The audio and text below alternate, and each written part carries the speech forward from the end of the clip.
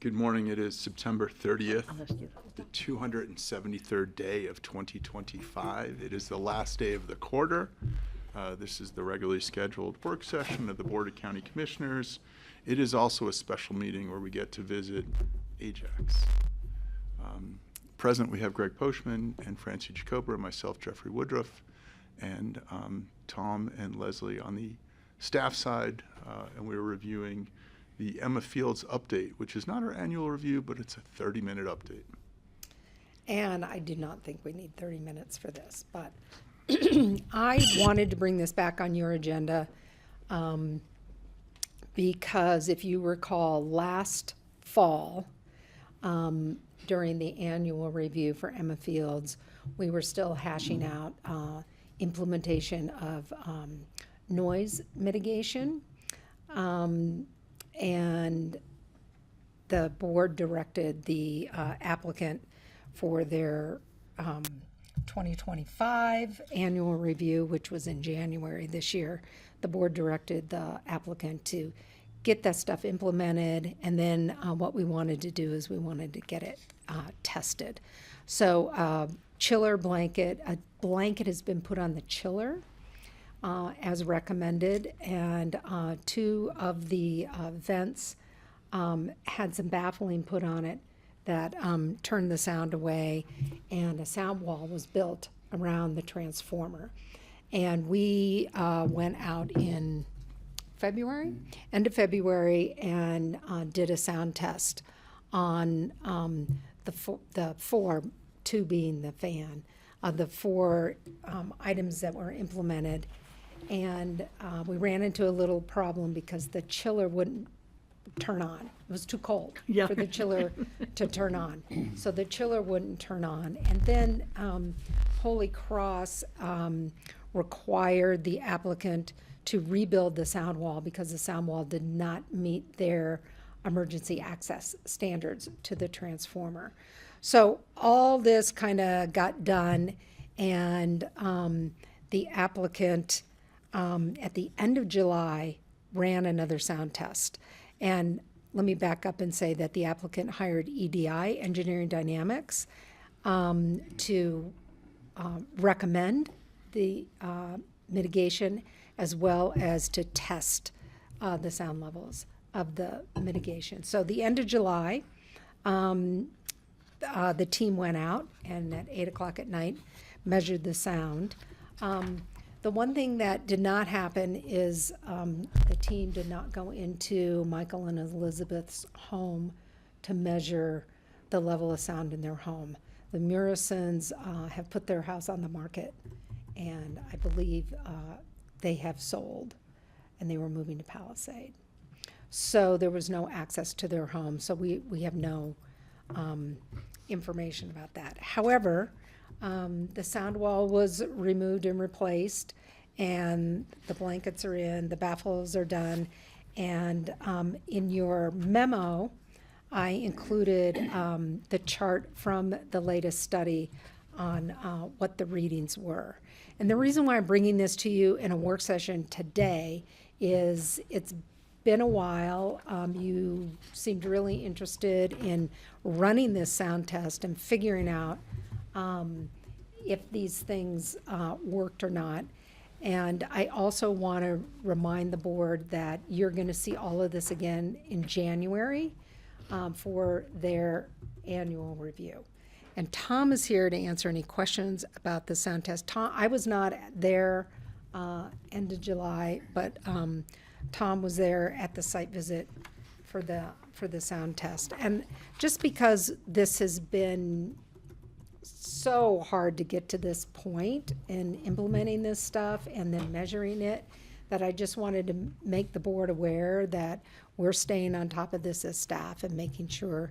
We've not had any complaints with regard to sound, but it is important to note that their operations plan as part of their special review approval is that they are not operating on the weekends, and they are not operating after 7 p.m. at night or before 7 a.m. in the morning. And if you look at the chart, the Pickens County noise ordinance has a different decibel level after 7 p.m. And if they were to run after 7 p.m., if the chiller and the 2 fans are on, then they would exceed our noise ordinance after 7 p.m. So, as I said, we have not had any complaints. And I just want to also say that we did about a month and a half ago, I don't have the exact date, we got a complaint by a neighbor of the 4 acres that are supposed to be cultivated. With an ag crop, was being cultivated with weeds. And Romany of Public Works, that's where weed complaints live. And she did a site visit. She did a site visit with Jared Day, who's the operations manager of the distillery. And she went back last week, and in her words, nothing really had been done yet on that. So that's something I forwarded to Chris and said, hey, what's going on with this? And he said, well, we'll be sure and give the board an update at their annual review in January. Rather than giving it to you on the phone. Sarah can answer that question. She has kind of an update from Chris on what they're doing. But the front berm along the road has been taken care of. We've had complaints about that for a while, and that's been taken care of. But it's this back 4 acres that, Romany told me she's going to stay on top of. She recommended to the applicant some links where there is some state funding to deal with noxious weeds. And so hopefully they'll jump on top. But I'm just putting that out there that the 4 acres was a big deal during their review and in their application, that they were going to cultivate them. And maybe it wasn't going to be a crop that they were going to use in the distilling, but it was definitely going to be not a field of weeds. And what's in it now besides weeds? It's grasses? Dirt. Dirt. Yeah. So what they did is they when Hallam Lake when they had to drain Hallam yeah, Lake, that's right. Mm-hmm. so they accepted all that soil. Mm-hmm. And I guess to many people's surprise, that soil was not as rich in nutrients as everybody thought it would be. So they've had to amend that soil to get it growing. Okay.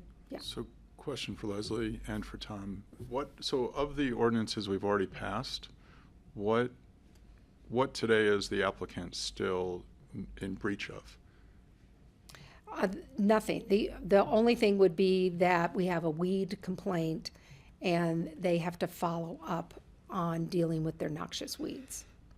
And that if you look at in the reso that I attached to your packet, mm-hmm. It includes this list of things that they have to handle and address in their annual report.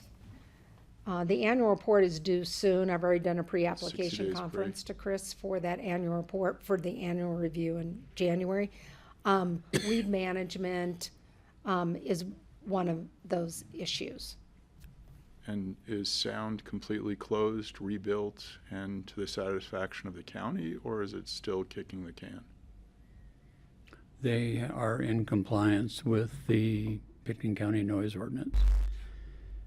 The comments that I've discussed with Leslie in preparation for this have been if there would be an upset condition at the distillery, not intentional, where something would turn on because of an emergency situation or upset condition after 7 p.m. We've asked that the owner or the applicant immediately notify community development and work. In that situation, the fire department might be engaged as well. It would have to be a pretty dramatic event. It wouldn't be something that would be acceptable to just fine-tune pieces of equipment and have that stuff turn on after 7 p.m. But it would have to be a condition that would not be normal and perhaps risky to the neighborhood. So that if that condition would exist, then we had asked that the applicant notify us immediately, along with whatever emergency vehicles or departments that might be engaged with it. But other than that, they're in compliance. So they found With their hours they of found a steel operation. fabricator. They've rebuilt the sound wall it's no longer in the Holy Cross setback. All the dings we gave them before have been corrected. Right, Holy Cross, right, they rebuilt the wall, they moved it out away from the transformer, so Holy Cross has access. There was nothing remarkable about the relocation of it. It was just a few feet further away from the transformer, more to allow easy access. And is there a due date for the resolution before the snow flies in terms of weed mitigation? That would be Romney's issue. She said she's gonna follow up, and, you know, they typically follow up, and if it needs to be elevated higher, she will do that. Okay. But she's going to follow her typical county protocol that she does with everybody who has weed issues. But at your annual review would be an opportunity to have that discussion. We're, obviously, because this is a work session, there's no recommendation, there's Right. no conditions of approval. But it just seems like there's a pattern here with the sound wall taking multiple meetings, and now we're not planting crops because we took fill from someplace else, so we're amending. It just seems like there's a bunch of delay and stall tactics that look like they're trying to circumvent policy and decisions made. So, Francie.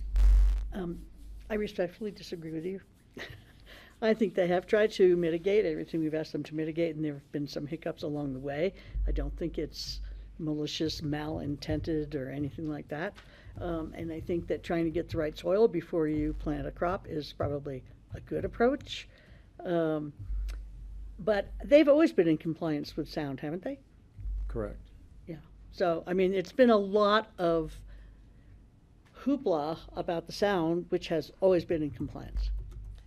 If I could respond. Yes, please. The sound has always been in compliance with the Pickens County noise ordinance. However, the special review set a higher bar for review.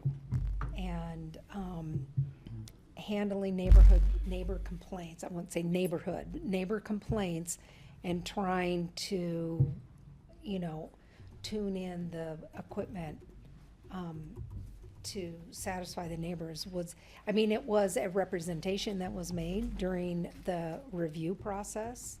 And there were times that we were getting complaints after 7 o'clock I get that that. things were running. Mhm.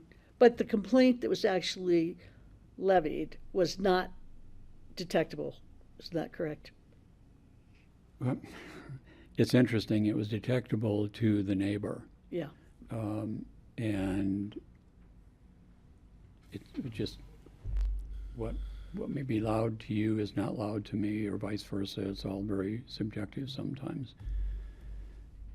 So that's what we were responding to, was the intrusion on the quality of life of the neighbor beyond what the county ordinance Yeah. requires. Well, I think that both the company and the county have done their due diligence, in fact, gone overboard in many ways to make this work. So I hope that it's smooth sailing from here on out.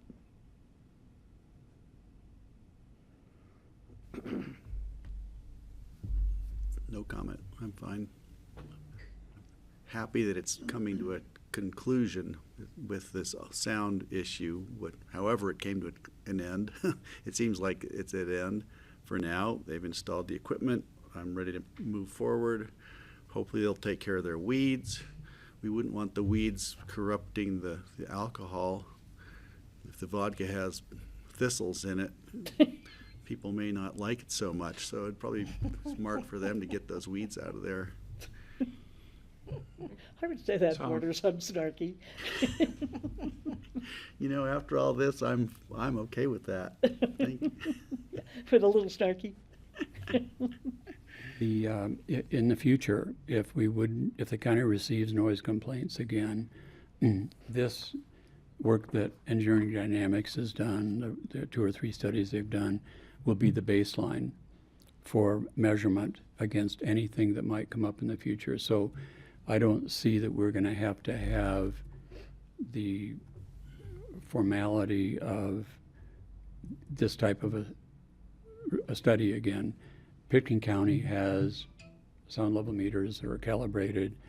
We're trained to use them. We would use the same locations of measurement that Stuart did from EDI. So it'll be a matter, if we get a complaint and we respond, we don't have to go through this level of performance again. Got the baseline.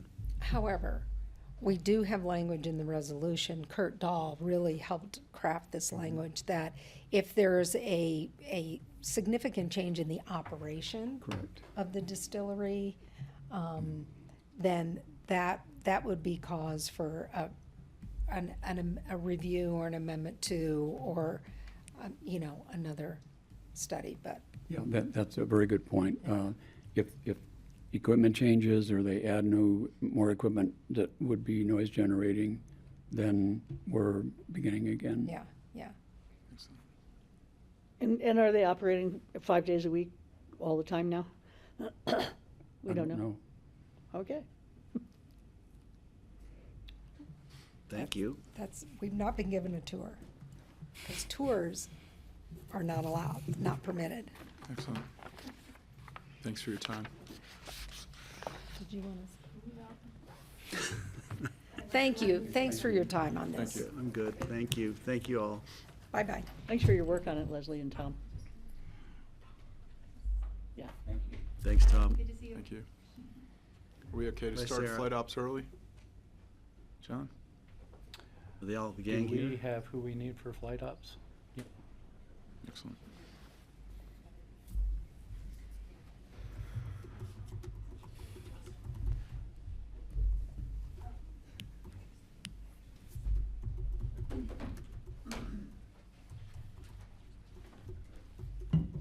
Hello. Thank you, Commissioners. Red light. Diane Jackson, Airport Director, and with me I actually have Nora Wavers, our project coordinator, who will be overseeing some of these projects at the airport, including this proposed subcommittee before you this morning. So we're bringing to you a proposal from taking the Flight Safety Task Force from a task force to a standing subcommittee of the AAB.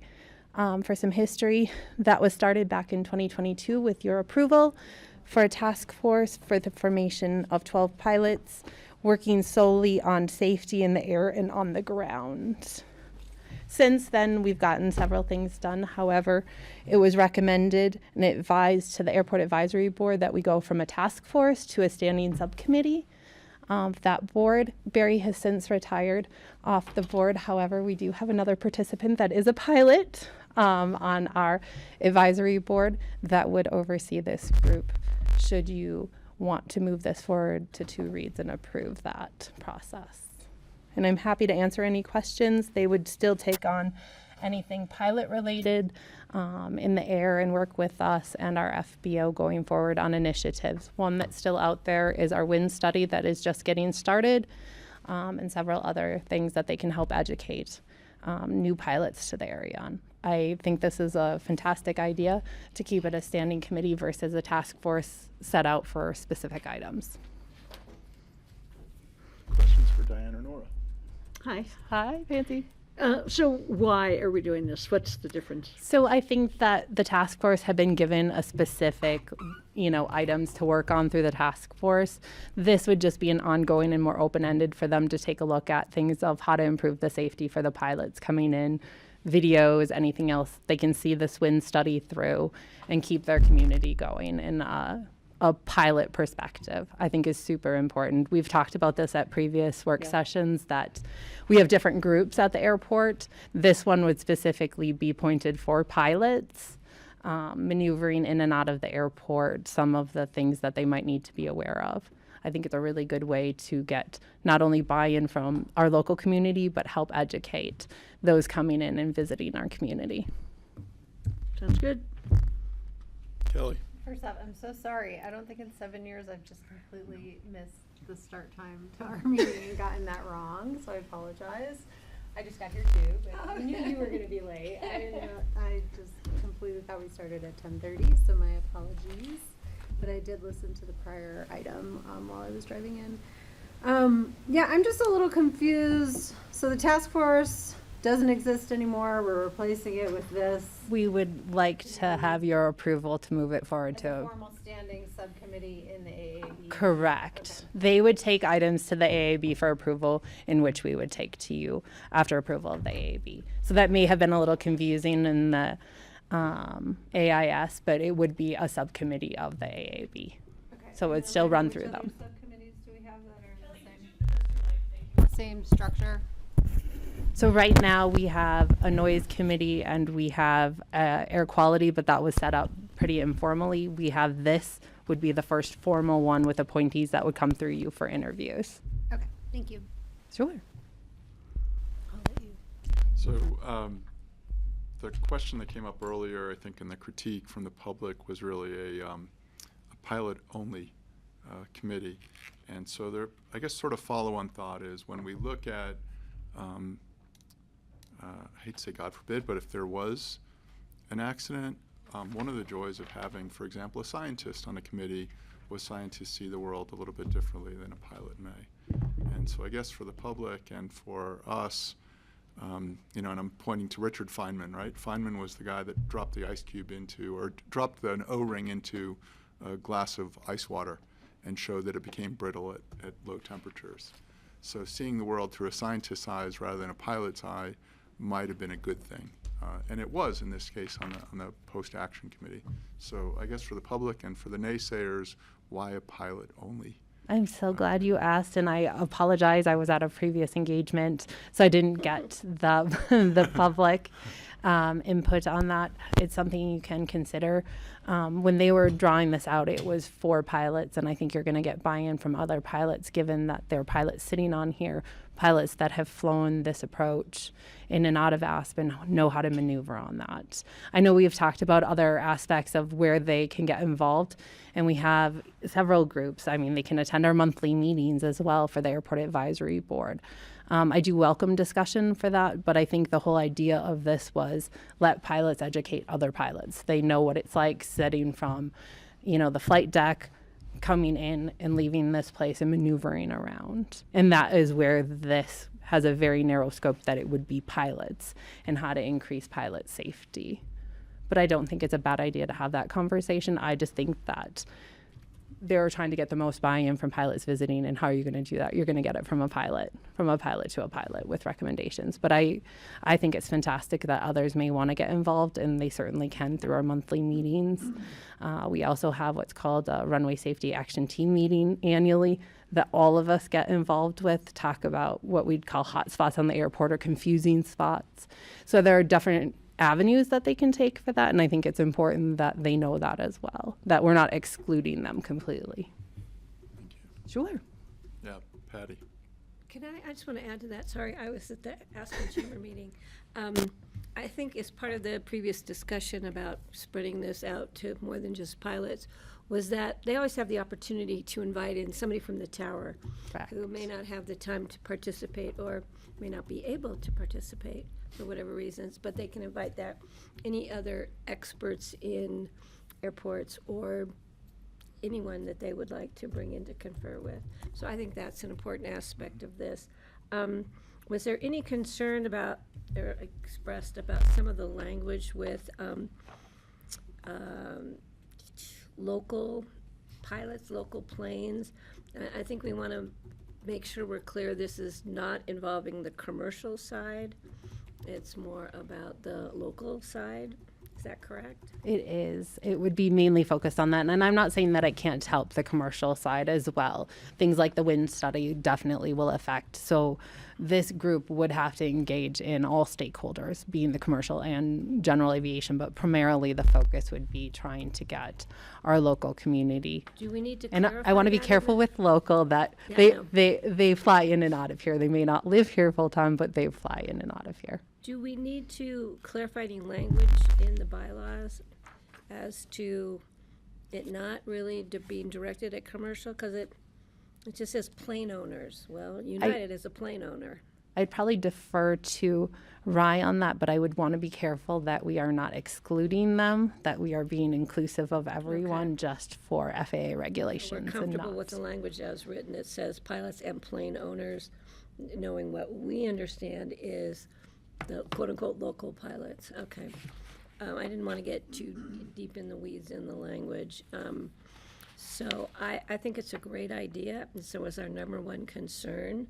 And I know the public can also participate in attending these meetings, and we'll be clear about notification.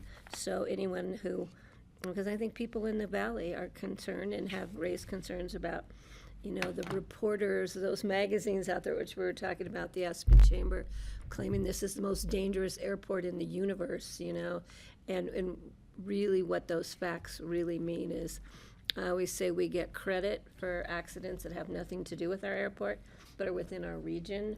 So I think so far we've done an amazing job, and I think we have room to grow. And I think the wind study was very important because a lot of our issues were those gusts that come up, swing planes right off the runway, and I think we are addressing that well. It is causing some delays in flights, and people need to know that safety comes first.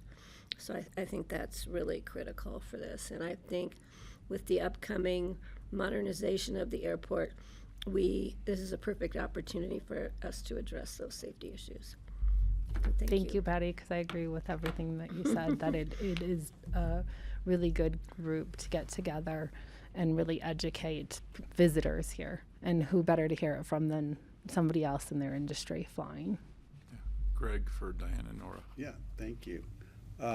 I'm just wondering how, really, it's the pilots that have never flown in here before that I'm concerned about, or the ones that may be pretty green. How are we going to be reaching out to them? I think that would be part of their task So they're gonna at figure this this out, subcommittee, or- and creative ways to do that through our FBO and education. We've talked about that through that lease agreement with Atlantic, as well as being able to put information out there to the dispatchers, whomever is coming into the facility, to be aware of So if flying anybody in here. files a flight plan to come to Aspen, is there some way to send them an automatic prompt or It's something? definitely creative solutions that can come through this.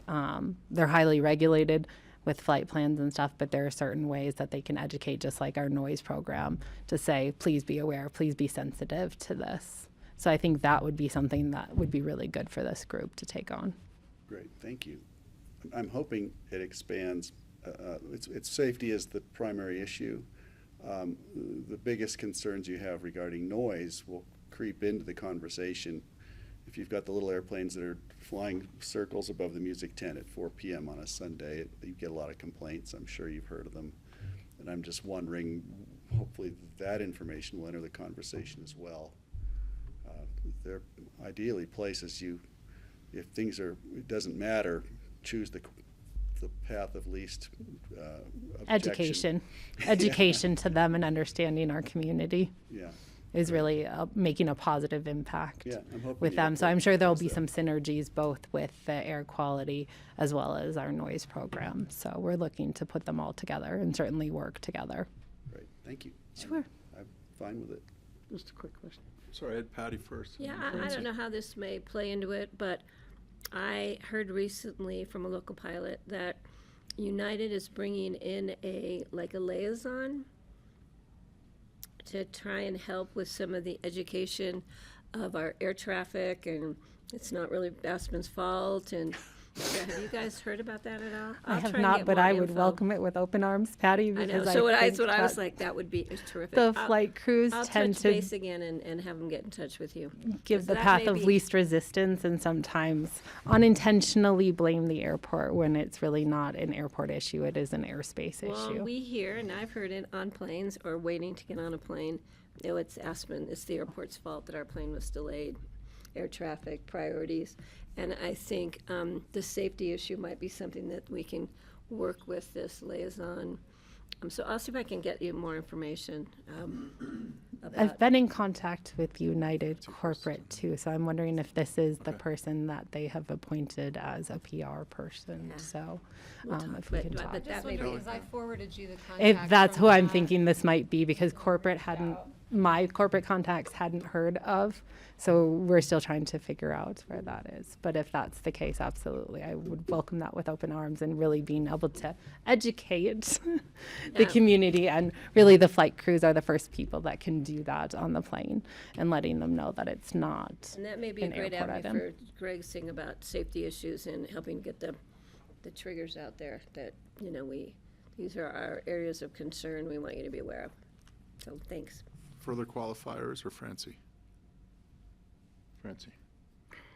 I have noticed a few times recently planes coming in from Aspen, not the other way. Their choice. Is there a particular weather condition that makes that happen, or are these just pilots If who? they are familiar with the terrain and the weather prevails, as in winds prevailing, that runway, they will choose that versus the other way.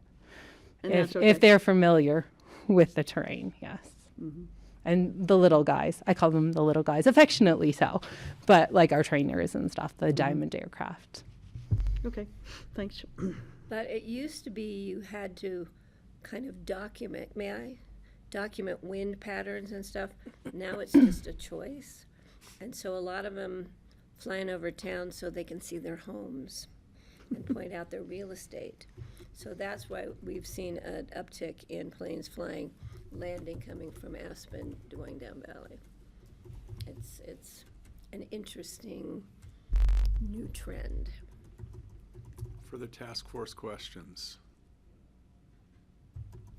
No, but I have a related but separate question. I wanted to check in with Diane on the airport closure that you sent to us. I don't It's a PSA. know out yet. It has. Okay. We've emailed. We followed our standard protocol. We emailed the commissioners first, our AAB members, and then went out to our task force, or not our task force, our stakeholders, and we'll be putting that on the website as well. We did come in under no 30-day closure as far as our lease, so that will not be affected. We do have a 29-day closure, opening or closing at 9 a.m. on the 23rd of April, giving the ability of those flights to leave first thing in the morning that came in, so we're not affecting the night before, as well as opening May 21st at 7 p.m. to allow all of those overnight aircraft to come in, so we have a full day the next day. So it's really helping out both our commercial service as well as our general aviation to get their flights in on those opening and closure dates. I just wanted to confirm if that's after the ski season ends, because it's a midweek. I am hopeful that we have met that and still given Memorial Day back. Usually we hear the first week of April, but so far in April, hopefully that does not affect the end of their season as well. So we were really fighting to give Memorial Day back, and unfortunately we had to back into April for that.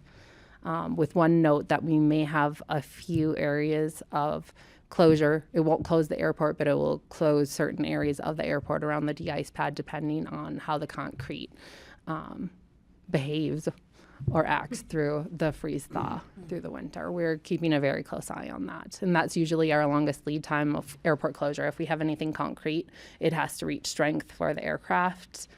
But we were able to figure out ways around that so we could open up in under 30 days and still give Memorial Day back, which I know is so critical to the economy here. Well, it's not that actually busy here, so I guess I'm curious if that is responding to a specific request for Memorial Community in Day? general, and we hear it at ACRA, that was one of the biggest asks of the business community was, are we going to have Memorial Day back and they are carriers? So we do try where we can to give it back, and we did do that. Okay. I'd be curious about the tension of if it's before closing weekend and Ajax versus Memorial Day. ACRA's pretty much has been concerned about that Memorial Day being like, Food and Wine's the big kickoff, but Memorial Day is the gear up. And the other thing too is sometimes the closing of the mountain is out of our control. If we get good snow, which we're hoping for our water, we get good snow, the ski company could decide to extend. Sure. So I think we're trying to be as respectful on either end of the closure. And we did announce it at ACRA today, and it was well received. I'm hoping that we've stayed around the same opening time, Kelly, that we can avoid that. hoping for a fantastic ski season, mind you, for everyone. But we've stayed around the same closure time frame. The mountain closes on April 19th this year is their plan. They usually stick to that schedule. Thanks, Unless we Greg. got a lot of snow. Yeah, then maybe they open for a weekend or something, yeah. Further questions regarding the task force for Diane, Nora, or Ryan?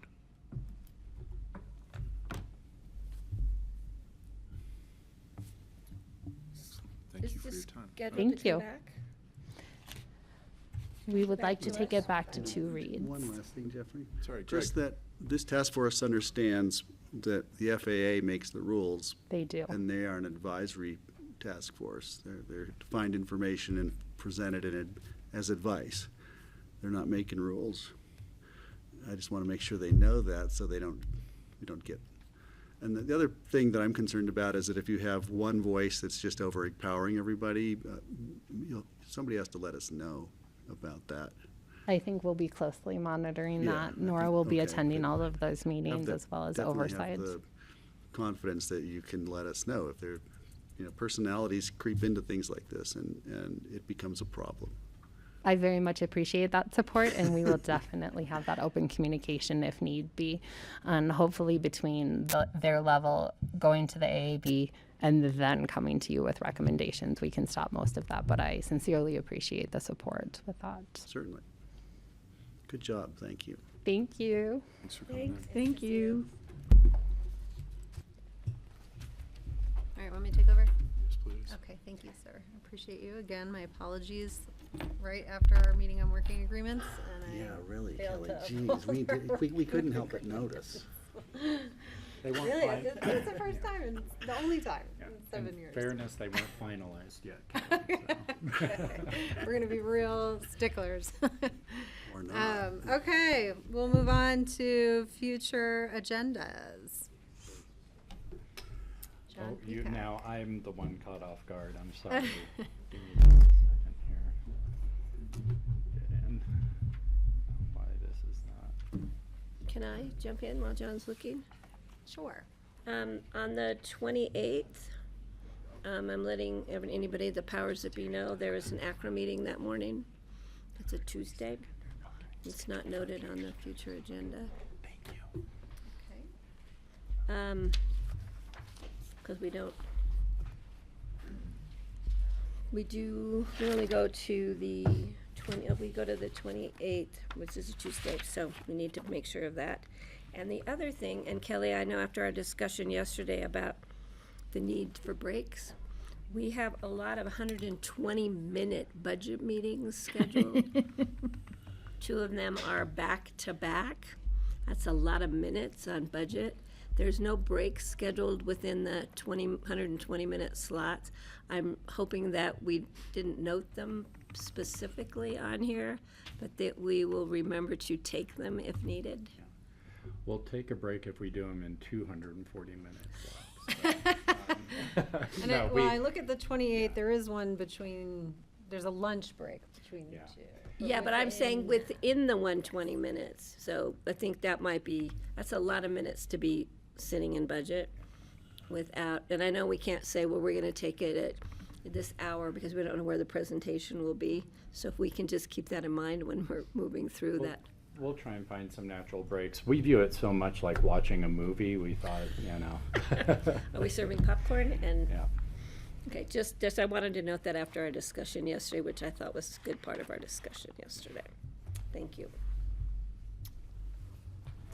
And then Suzanne is here to talk about future agenda item with, I always want to say cloud, is it cloud 10 or 9? 10. It's cloud 10. Okay.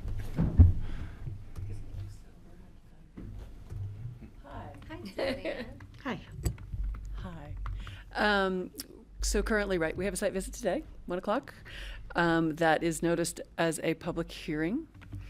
And then we have it on your schedule on October 22nd to fully hear the application and have staff's full report and recommendation as part of that. So today you'll be continuing the public hearing from the site visit to a date certain, which we had scheduled for October 22nd.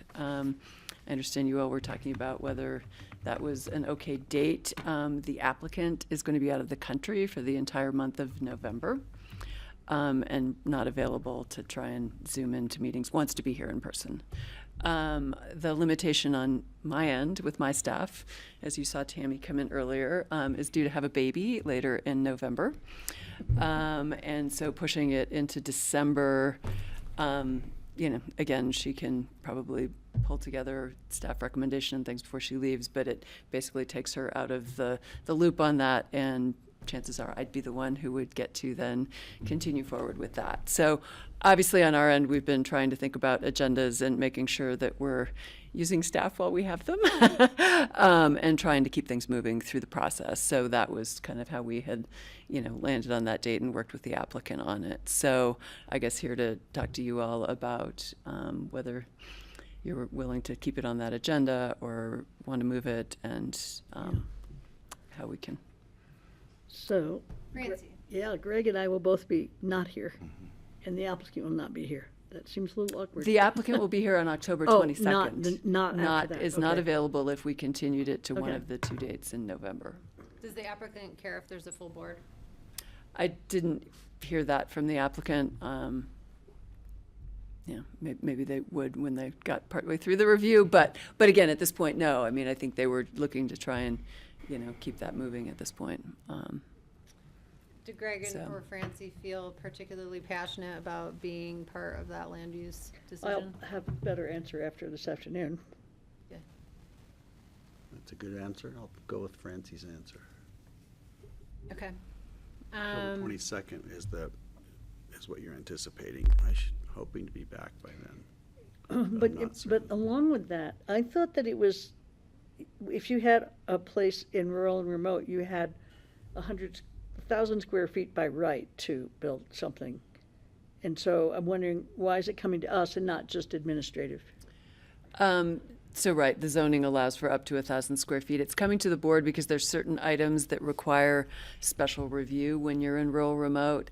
And I'm not as familiar with the details of the application, but often that's actually establishing just the setbacks on the property. Rural remote doesn't have setbacks. Usually it's based on the site plan, but that is set out in the code as special review. I can't think what other things there could be if they were asking for any amendment to that half-acre limitation on a building, on an activity envelope. That would be something that has to go to the BoCC. So there are a few things that trigger special review because it's rural remote. And I know there's a little additional, like 36 square feet for batteries. And- Right, there's some and- allowance for a little, accessory structure, but Okay. we'll be able to be clear at the site visit exactly what that is. But that's essentially, most often with a rural remote application, it's landing in front of you either at activity envelope or site plan review for some of those pieces.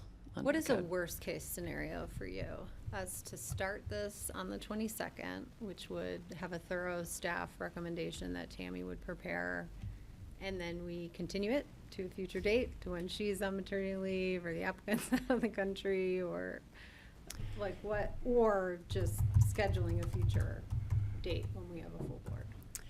I mean, again, I think it sets me up better if you at least start that conversation. If it ends up getting continued at that point, at least we've kind of advanced it and know what the concerns are, what the issues are, and then I would be the one kind of then following up on that and bringing that back to you. Again, Tammy can write that memo early and have it set on a December date, but I guess I feel like at least starting the conversation lets us know if there are any big issues that are coming up, in the applicant to respond to, and then I'll be the one working with the applicant on that. But So, since our site visit is a public meeting this afternoon, can we fully decide it then to respond to Francie and Greg's decision about how important it is for this to happen? yeah, I and think their basically right. attendance? I mean, at the on the record for the site visit, you will be continuing it. So either you'll agree to continue it to the 22nd, which could also be a placeholder for now too, Right. if nothing else, and everybody decided to go beyond that, or could continue it to some other date farther out. Okay.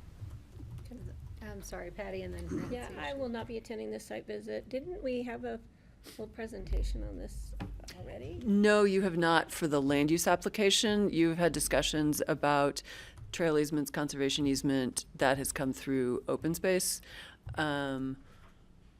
My understanding is those, yeah, anyway, that was a separate action. So Okay. you have not heard the land use application for the activity envelope site plan review. More specific details of it, but we've heard the general, I remember us. Okay, talking- you may have, I was not party, Yeah, I was not part I of those, party to remember those meetings. some aspects of that discussion, but I'm okay with, if the board decides to continue to the 22nd, or with a plan to continue from there to December, whatever the board decides, I'm good with, so you know. I don't need to have input into that. Yes, Yeah, Francie? looking more closely at my calendar, I remember, this is the meeting where I can zoom in from the River District offices. So I could be there, at least remotely. Good to know. And you may be back. Thanks, I Francis. might be back, or I may be able to Zoom as well from wherever. Okay, Great, well, thank you. Tammy and I will see you at 1 o'clock. Thank you. Okay, thank you. Thank you. Okay, other, I have a few others just to note, just a reminder for the board that we will be having a discussion on camping in the right-of-way with the attorney's office and SO on October 14th. I think one of the things that we'll be looking for some input from the board on is what level of public input the board is going to want to make that decision, or if it's one that's going to be made at the board table. So that may be something you all want to be thinking about process-wise. Right now, we'll be bringing recommendations from staff for code amendments. So, can I ask? go ahead. This is a work session on the 14th. This is a work session, To decide correct. where we want to go, then we will have two hearings, one that's a public hearing after that. So you're asking if we want to take public comment on the 14th? Well, Yeah. it could be that, or if there is an expectation from the board that there's any broader public process to get feedback, we're gonna wanna know that, obviously, before we schedule the. I have quite a 2 stack weeks. of public comment. Yeah, but, because the East of Aspen meeting was pretty intense on this issue, Mhm. in the caucus, East of Aspen caucus. But staff was there, so. Yeah. And then, just a note, we took the STR update off of the 21st because of, just the conversation we just had about not having a full board. And we are looking to reschedule that. We don't have that rescheduled yet. Quick Kelly question. Yeah, please, go ahead.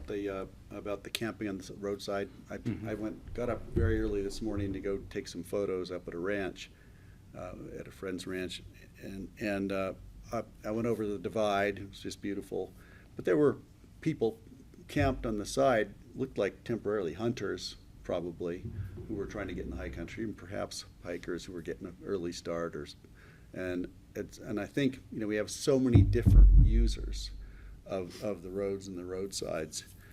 And there's a distinction between them and people who've just set up, a temporary home on the side of the road, and somebody who's spending a night or two.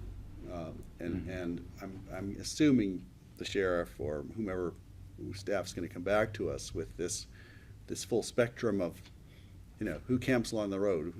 It's an American tradition to be able to camp next to the road on your great American adventure. I don't want to kill people's, I don't want to take that away from people. But we have a different problem. If somebody decides they're going to establish a residence, it's a different thing. And so how we determine where the line is and all that is an interesting conversation. And I'm assuming that's what's coming to us. Yeah, that's going to be, I think, a big part of the discussion, and it'll be at 2 levels. What's authorized in the code change, and then how we'd anticipate law enforcement would use its discretion in terms of enforcement and such. Right. So Right. those will be the conversations that we're having. And if it rises to the level of complaint, perhaps, that may be one indicator. I don't know, but Yeah. we'll see. Thank you. Can I just add, there's also part of that discussion is a public safety aspect of those hunters or hikers or recreational users that was talked about briefly at the East of Aspen caucus, but more so with the attorney's office and the sheriff's office. So that's a Safety, good yeah. point. That's definitely going to be part of whatever we decide, whatever direction we decide to go as far as an ordinance, et cetera. Will Thanks. this involve our our owned, like, parking facilities as well? I'm just trying to think of, like, I'd love to gather all of my questions ahead of time and. I don't believe, and it would be a better question for Rye. I do not believe it will, because this is gonna be talking about road right-of-ways versus designated parking areas where you all have management direction that you can give at, like Brush Creek and Buttermilk and those sorts of things. So I believe this will only affect road right-of-ways. So probably a more limited conversation in that regard, Right. Kelly. It's roads Yeah. within the county. Yeah, I'm Roads kind of, within you the know, county. something like Avalanche Creek Road, where the top of that road before you get to the campground is kind of all used for camping, truck turnarounds for horses and everything. So this is going to be really a difficult conversation, I think. Because if we make a restriction in one place, it might affect other places in an unintended way, and like Avalanche. It's an important conversation. That's been brought up in moving this forward. So how do we address the Yeah. problem without creating more problems? Our specialty. Yeah. Those unintended consequences. Other future agenda items. None from staff. Any more discussion about Lake County joint meeting or invitation to? Oh, necessary? yes. Unfortunately, we're still going back and forth. They had proposed 2 dates that don't work for this board. One of them being the week that we're going to have a couple of you gone. So we're still trying to figure out a date in October. There's a couple of people that won't be here, but maybe we need to see if the people who won't be here mind if we meet with Lake County, because that's the only dates that we can. Sometimes it's I must be there, sometimes I'd like to be there. And need to have, maybe be flexible on that. And I still haven't reached out to the Lake County commissioners who want to. No, I haven't called them.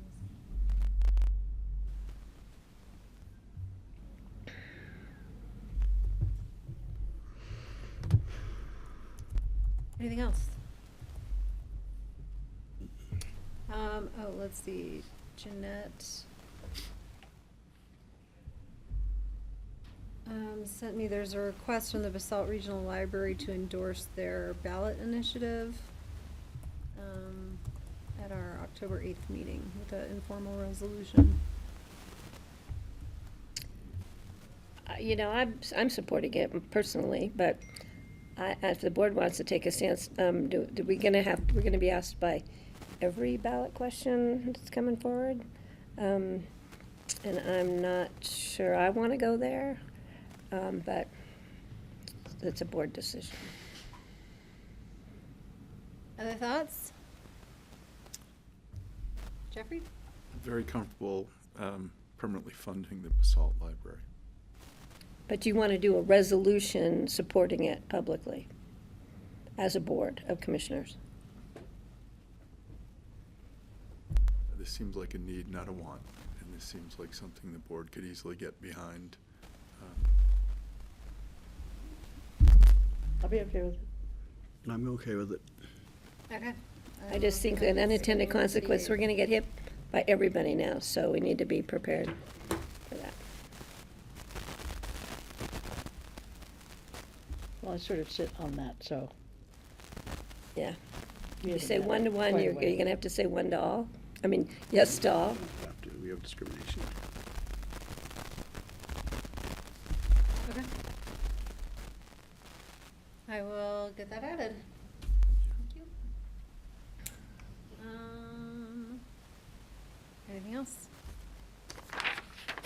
Going once, going twice.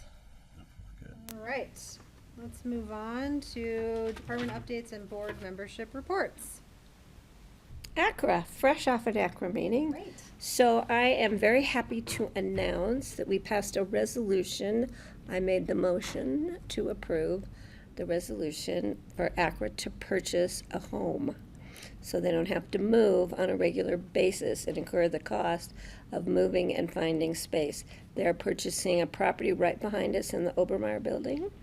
It's pretty close to the target budget. They have secured funding for multiple ways out of their reserves. They're calling them their savings accounts to purchase the property. It's pretty much move-in ready, so they don't have to do an extensive remodel. They'll be moving out of the Armory building. This will happen in April. So we will be welcoming ACRA as our neighbor behind us across the parking lot and back. Sort of a condo space in the building? It's a office space in the building, on this end of the building, on the east end of the building. And the whole building is condominium? West end of the Everybody owns their space? I don't know about the whole, there are condos there, I don't know if they're owned, I think most of them are ownership, those are on the upper levels. And then there's a lot of multiple use office space on the main floor. And some of it might be rented and some of it of the might be building. owned. Yeah. Yeah, so they were very excited. That was a huge win for ACRA today. They did get the drone flyover celebration for winter school for the, the 250, 150 celebration, state 150, feds 250. It's also ACRA's 75th winter school anniversary this year, so lots going on with that. They're very excited. ACRA will also be handling most of the 4th of July celebrations in cooperation with City of Aspen.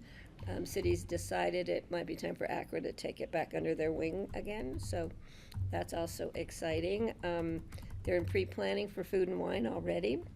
They are meeting with them actually as we speak to start setting up for June 2026 Food and Wine.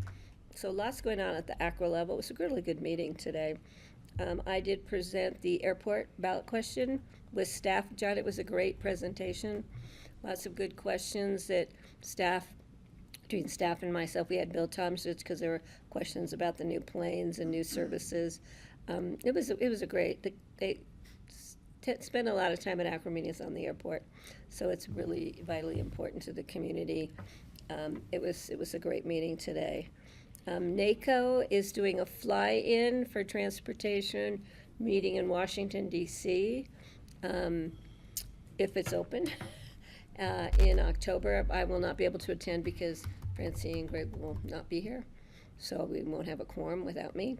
So, but then NACO will have their legislative session again the end of, I think it's the last of February, 1st of March. So I'm planning to go back there to keep our use of airport revenues policy moving forward. Keep it in the queue. So I will be attending that.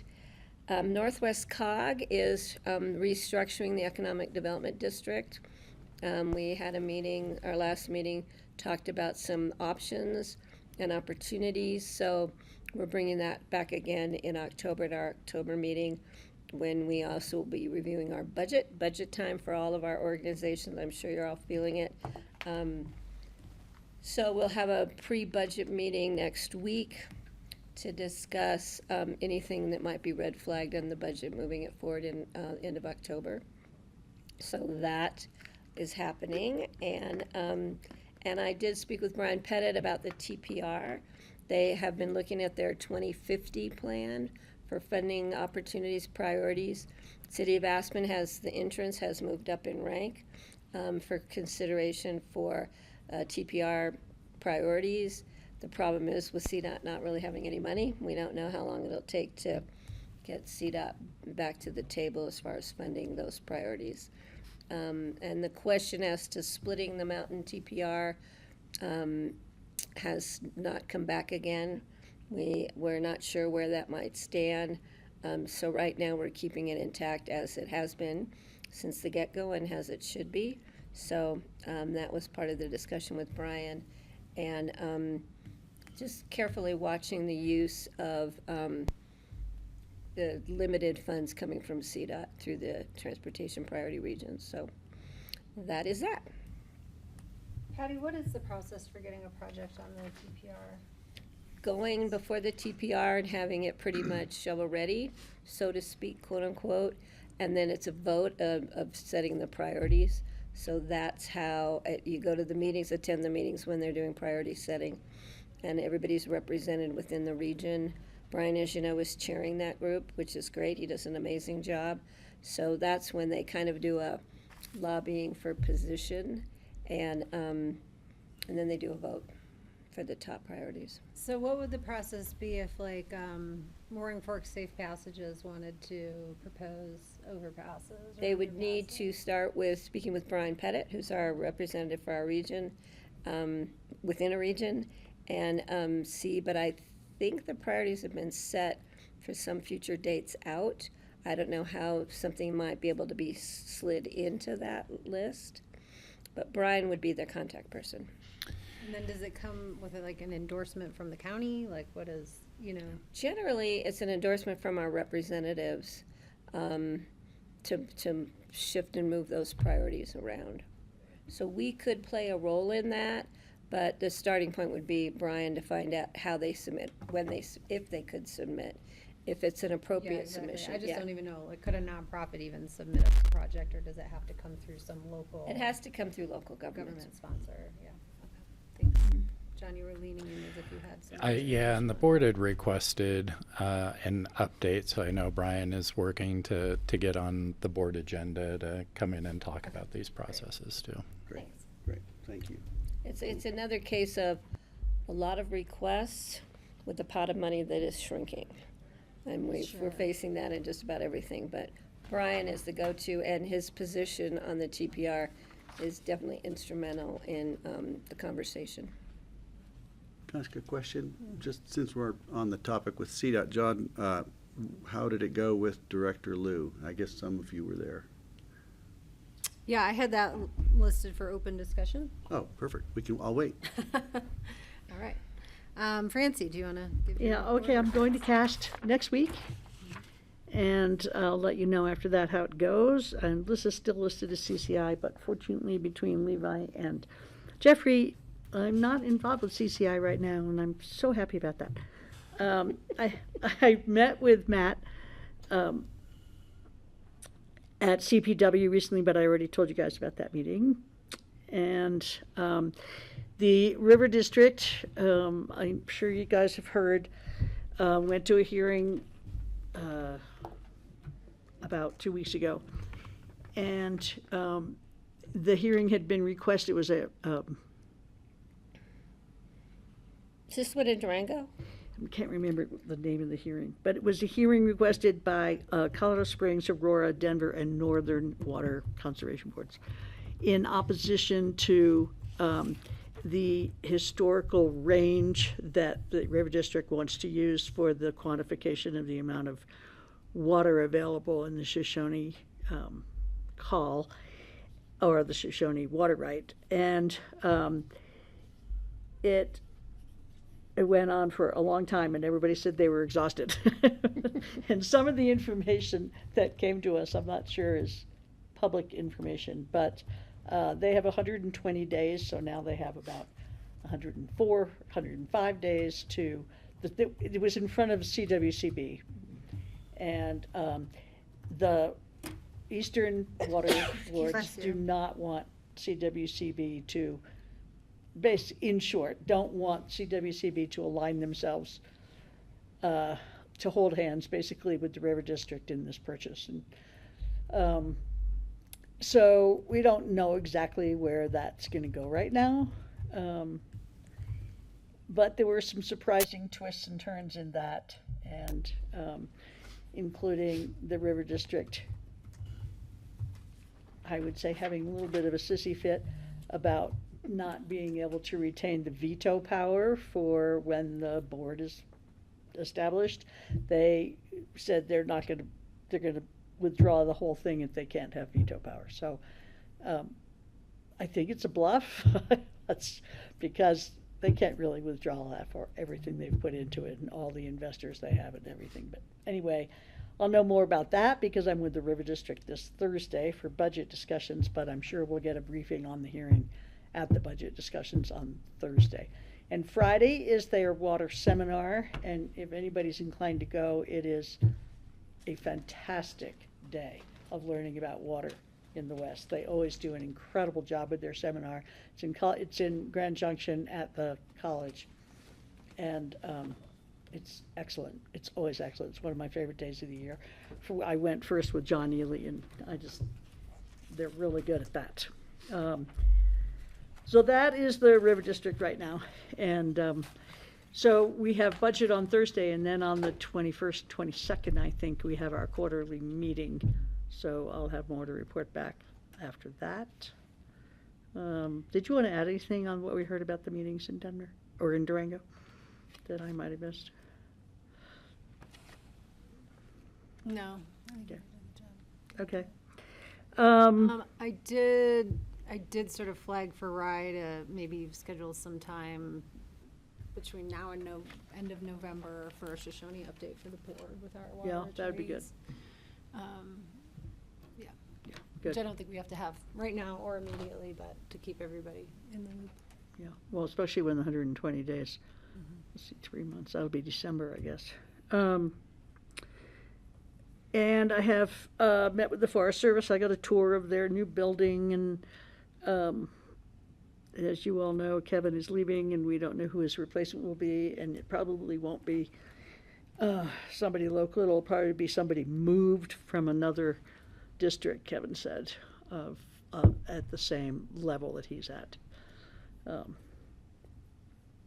And Club 20, I was sick and didn't go to that meeting, and I'm really sorry. I should have checked in with Steve to see how they voted on the things that we discussed before the meeting, but I failed to do that. I'm sorry. And Transportation Coalition, I know we have a separate time set aside for giving you news on that. Just briefly, what we did last week was reviewed what they call findings. So all of the reports that we've had and information we've received over the last, however long it's been, several months. There was sort of a review of all of that, a summation of all of that, and then there was a discussion about just kind of what things might be possible, and it was a little confusing at one point because one participant wanted specific answers to questions, but it was kind of the wrong time in the discussion to bring it up, so it got a little awkward there for a little while.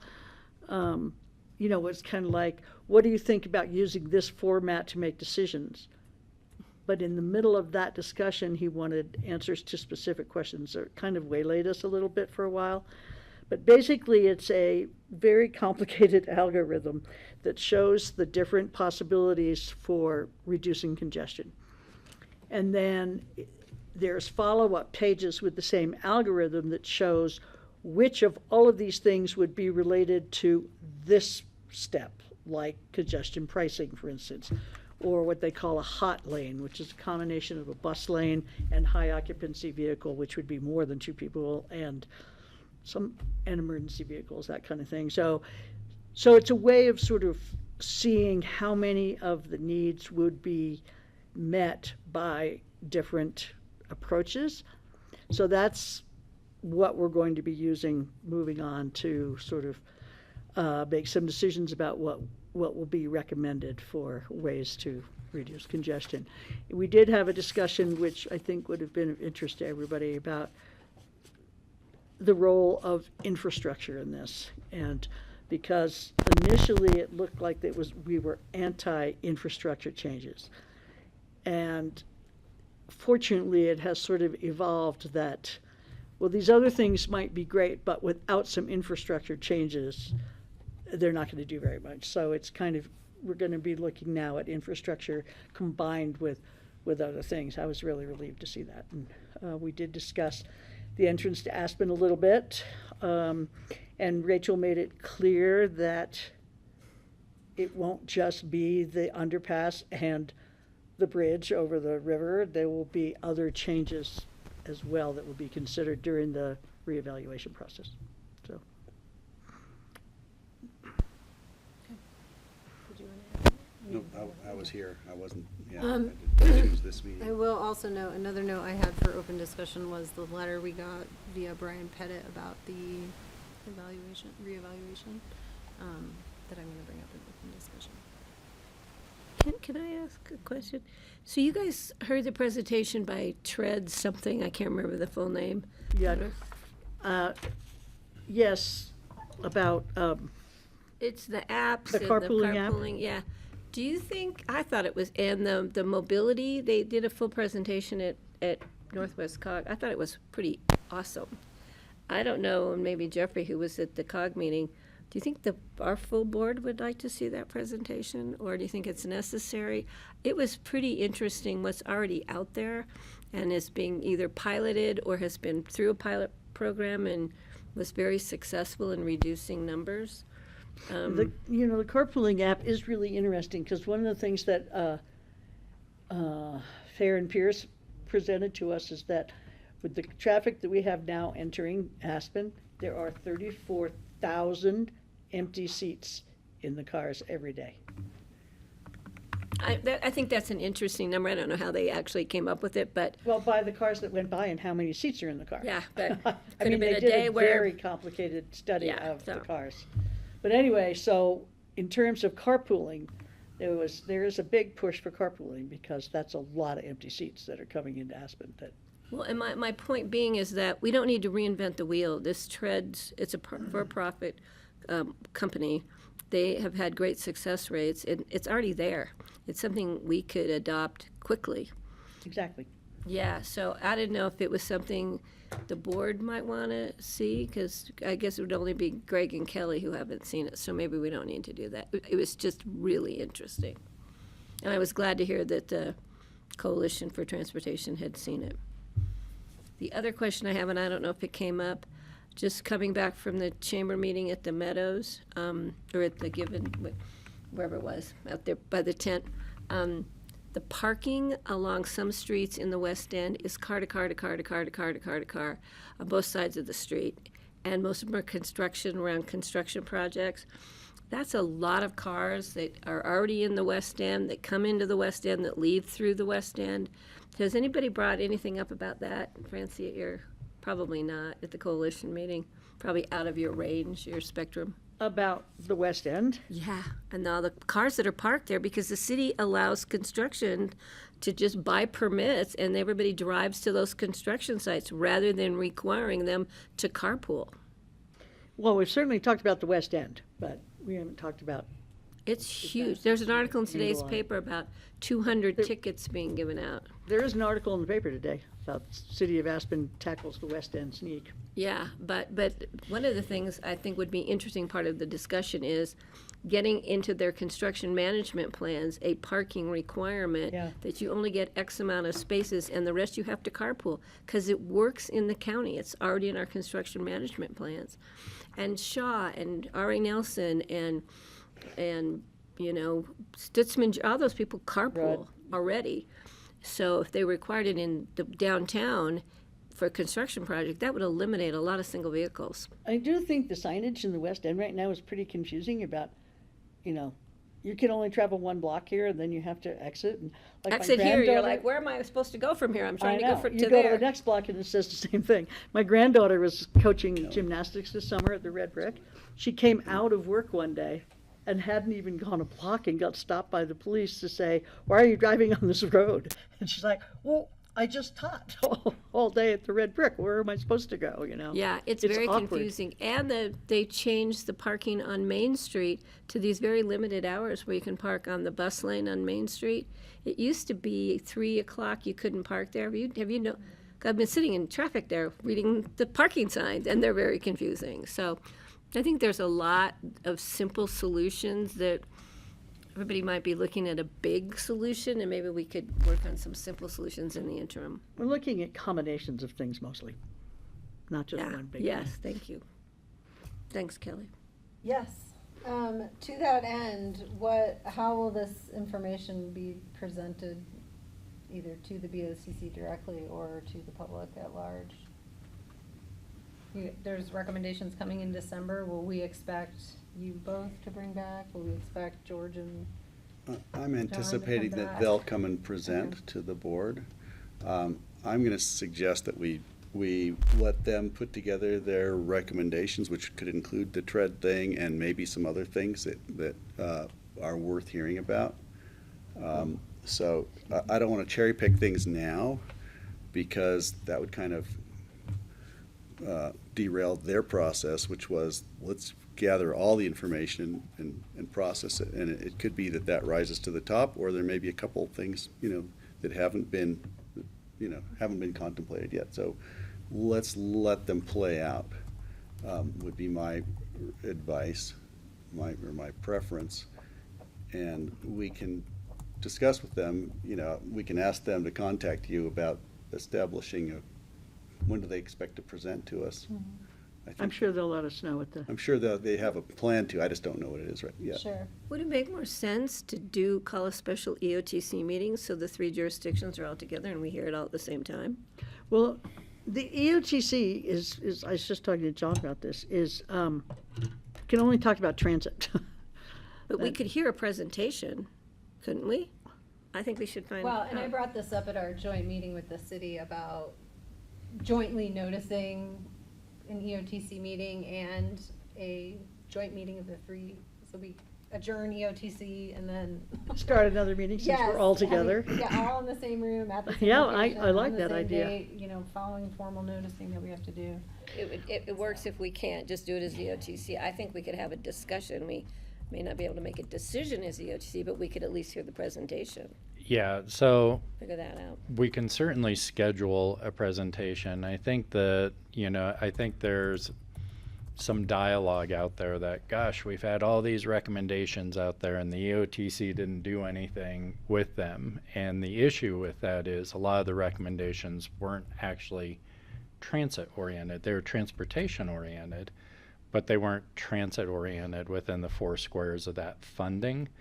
And so EOTC wasn't the entity to carry forward ride sharing or the HOV lanes or, those sorts of issues probably fall outside the use of those funds, either staff time that's paid for by those funds or infrastructure and such. But yes, while you're conveniently together, could we have a presentation and talk about where there is maybe some common ground and opportunity that you want to move forward?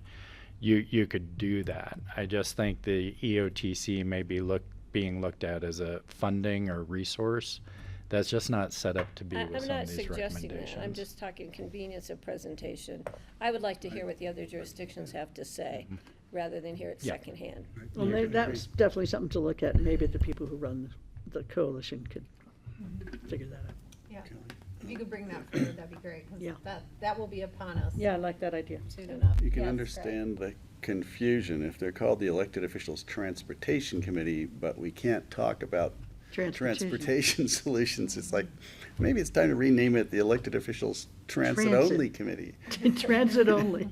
HOV lane only. Only, yeah, committee. HOV only committee. If that's really all it is, then maybe we need to, because that confused me.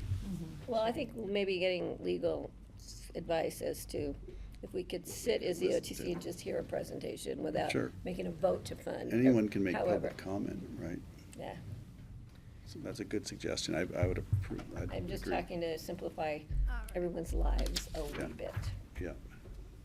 Francie, you good? Yes, I'm good, thank you. Okay, then I'll keep moving on with our board reports. APSHA, we met last week, we're meeting Wednesday, and then again at the end of October. You may have seen in the paper that a settlement has been reached with the Centennial lawsuit, where the Centennial owners, HOA sued the city, the county, and APSHA. The county was removed from that lawsuit several years ago as a party. But essentially for construction defects due to mold and other structural disintegration going on in those buildings.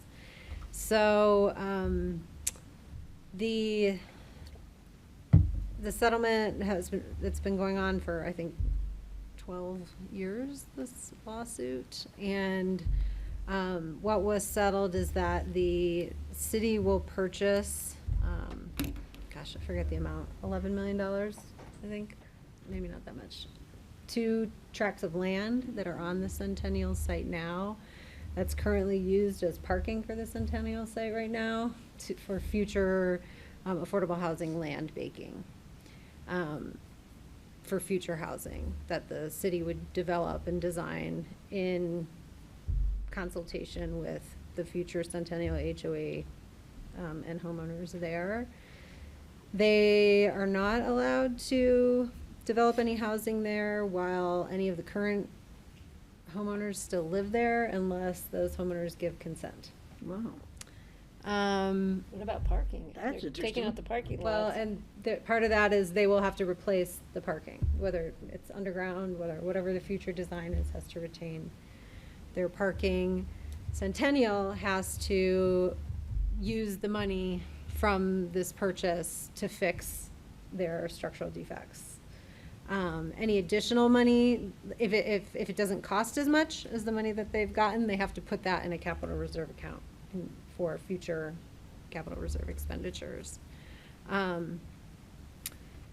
So the council approved it, APSHA approved it, the HOA approved it. They have to go through some court processes to get it like fully finalized, but I actually think it's a great settlement. Yeah, sounds really interesting. You know, I don't think nobody accepted any claim of damage, so the city didn't say that they were responsible for the damage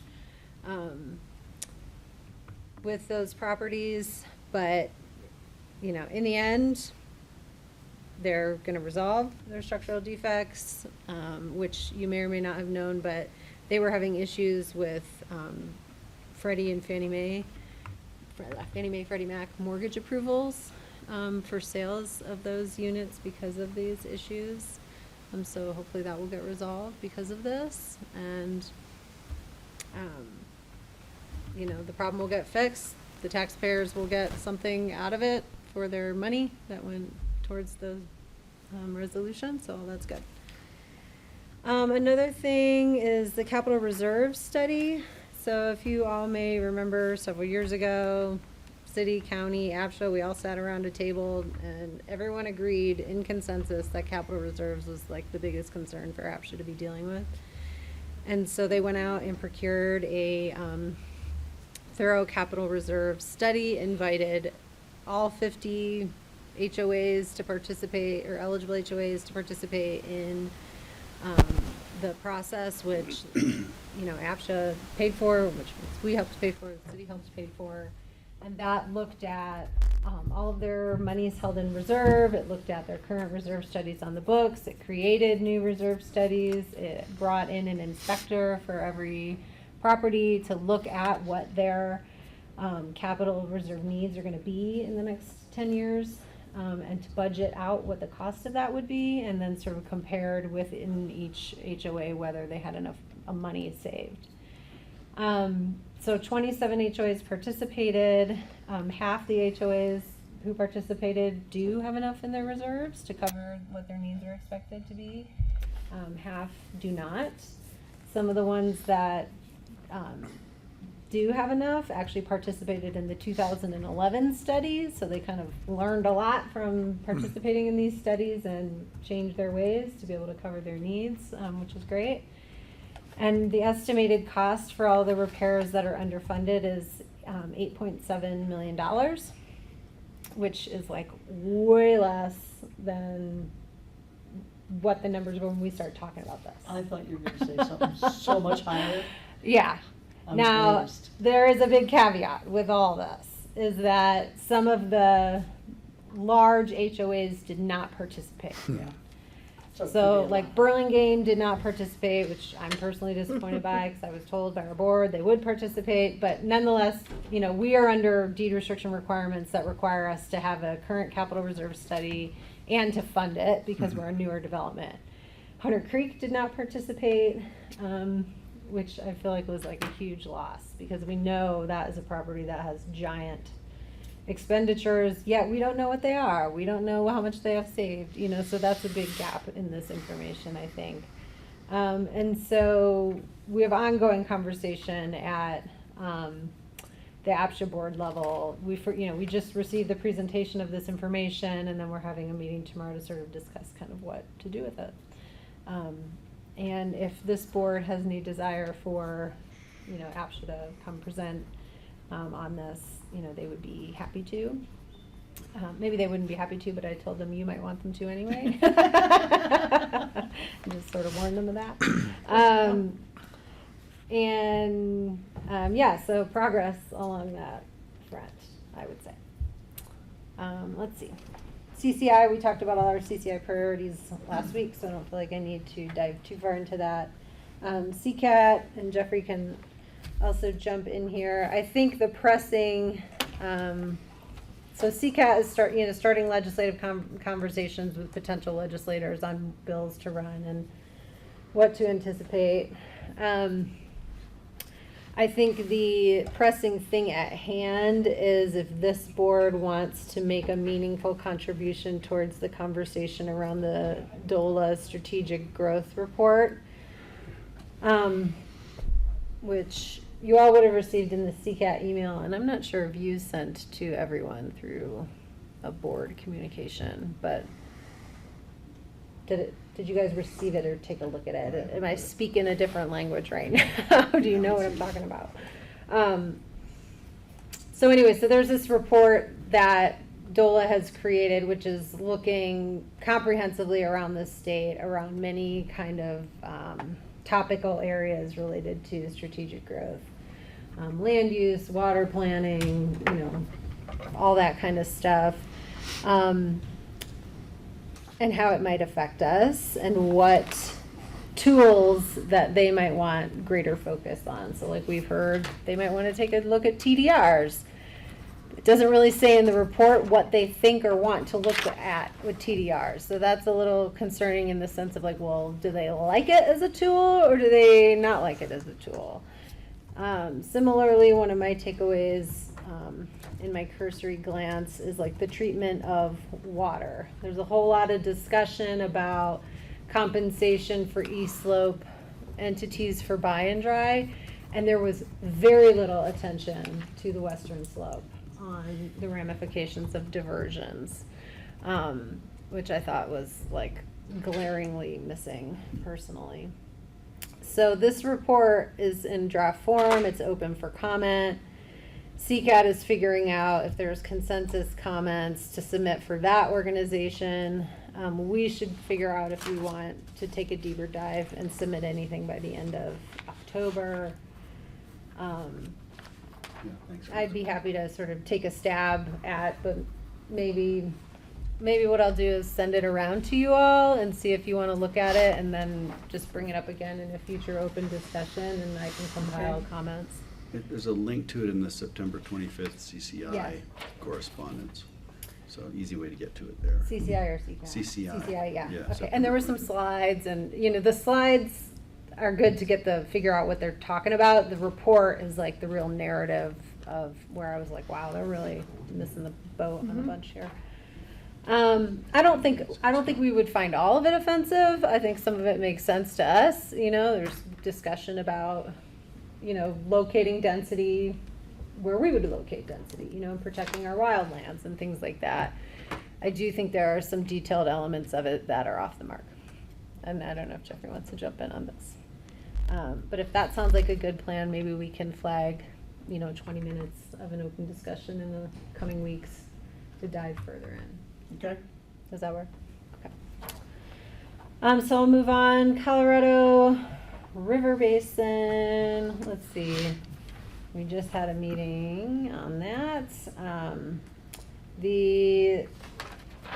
the 7 states can't get to an agreement.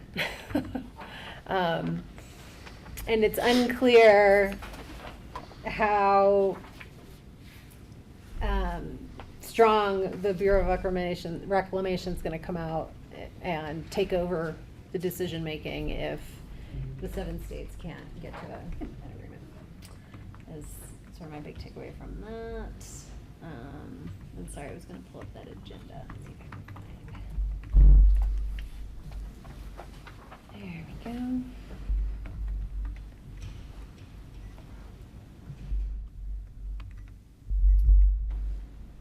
We talked about the Shoshone hearing, which is very interesting because a lot of the East Slope entities attend our roundtable, so they sit and listen to what we're all talking about all the time. And Andy Mueller was very, very much like, the East wants to steal our water in that room, to which one of them politely said, "We're not trying to steal your water." So there's just a little bit of that dynamic. That was an interesting way to start Yeah. a conversation. Yeah. What else? Our Division 5 engineer and next senior staff are both retiring. Which I think is kind of a big deal because it's always nice to know who our division engineer is and foster that relationship when we need them to go turn off taps appropriately or deal with overuse or all those kind of things. So they have not announced a replacement for that position yet. They did say that the water measurement rules that have been implemented around the state are going to start being implemented here earlier than even thought. They're starting to do trainings and webinars in the month of October about what Division 5 should expect relative to the measurement rules, and we know our water attorneys are watching those as well. Since we have one staff person measuring water for a huge area, now we have somebody new who's going to be added into his workload a lot. It's going to be interesting to see how thin we can spread the water. Well, and it's, just my observation has been, like, the personality of the engineer, like, really matters. One of the other divisions has an engineer who is, like, very much a hard ass and, like, will go around and turn people's taps off and has to, like, go everywhere armed, and, like, our division engineers have Has a not better, been yeah, that. that'd be interesting to see So, the replacement. yeah, so it is an interesting position, I think, to watch as that gets filled. And then I missed the grant approval portion of that meeting, which was at the very end. So I don't know if Jeffrey, is there anything else you want to add as you attended that meeting? No surprises on the grant approval side. Okay. Was that? I can't hear what you're saying at all. No surprises on the grant approval side. They were mostly smaller grants. Nothing stood out. I'm trying to think who the big presenter in the past was. ANS, Aquatic Nuisance Species, and I'm blanking on what the... Oh, we heard a study which I thought was interesting. So This was good, actually. Yeah. About dust on crust. So a rancher up in Kremling, his name's Paul This is Boucher. cool. He actually is on the CWCD now, but several years ago he organized a coalition of landowners, scientists, funders. I think the Walton family supported, the Nature Conservancy is involved to actually test out on plots of land what the demand management program looks like, and to sort of weigh out the factors of cost benefit analysis for the farmers, as well as wildlife, as well as how quickly the soil rejuvenated. And so they took parcels of land, they had a control where they just continued to irrigate it as they normally would. They had a parcel where they completely fallowed it for several years. They had others where they fallowed for a full year, and then others where they stopped watering after like July 15th. And so just did a partial year, and they measured all these things across the land, the parcels of land, to kind of figure out how much more did farmers either make or spend on those different parcels? What was the counts of the birds that were visiting? What was the quality of the soil? you know, it was, because this whole demand management conversation has been a really, I think, held up tool as far as how do we try and save, you know, send water down the Colorado and yet compensate farmers fairly. And so we just got, I think, sort of the high level of it. You know, the takeaway was it was actually better for the farmers to either not fallow or fallow the full year as opposed to doing the partial year, in terms of their inputs and outputs and stuff like that. So, I'm pretty sure that's the presentation we heard at the River District in okay. July. Oh, okay, yeah. Yeah. So anyway, so interesting stuff. And all that. And then let's see, the CJCC, I'll kind of look to John a little bit. It sounds, you know, that committee has been dormant, I would say, after we kind of made the decision not to pursue a Prioritize the new jail. jail. But it sounds like we're going to sort of reconvene around some operational issues. And if you want to talk about that. Yeah, so there was a staff level and partner meeting around pretrial services, and it also expanded into jail-based behavioral health services, and it became clear that there's still a lot of opportunity and work that we could be doing process-wise throughout the system with law enforcement and the judicial system and jail and case management work that's provided through either recovery resources or other nonprofit partners. And the outcome of that meeting was that reconvening the CJCC, not around the jail, but around improving the efficiency of these processes and you know, making sure that we're using what we do have as best as possible was going to be beneficial. So that group should have a meeting called here pretty soon and a reconvening. So hopefully Kelly will have more to report on in the future. And that's it for me. Jeffrey. So the other add to the roundtable grantees, one of them I think that's of interest and should come back to this board was the impact of dust on the snowmelt and how rapid our snowmelt is. So that was an interesting presentation, interesting grant from the Colorado River District. On the CCI front, on Friday we will vote to get that down to the 5 to 8 priorities for 2026. We mentioned in earlier presentations the market scan. The 2 other documents the board should also get, I'm happy to share. One is Mark Ferrandino's presentation that talks about the state 2026 budget and shortfalls at the state level. And the second one is Michael Conway's. Michael Conway presented to Northwest COG, and Michael is the director of insurance. So both Michael and Mark report into the governor, and both of those reports would be really good reading by this board in advance of our 2025 budget session.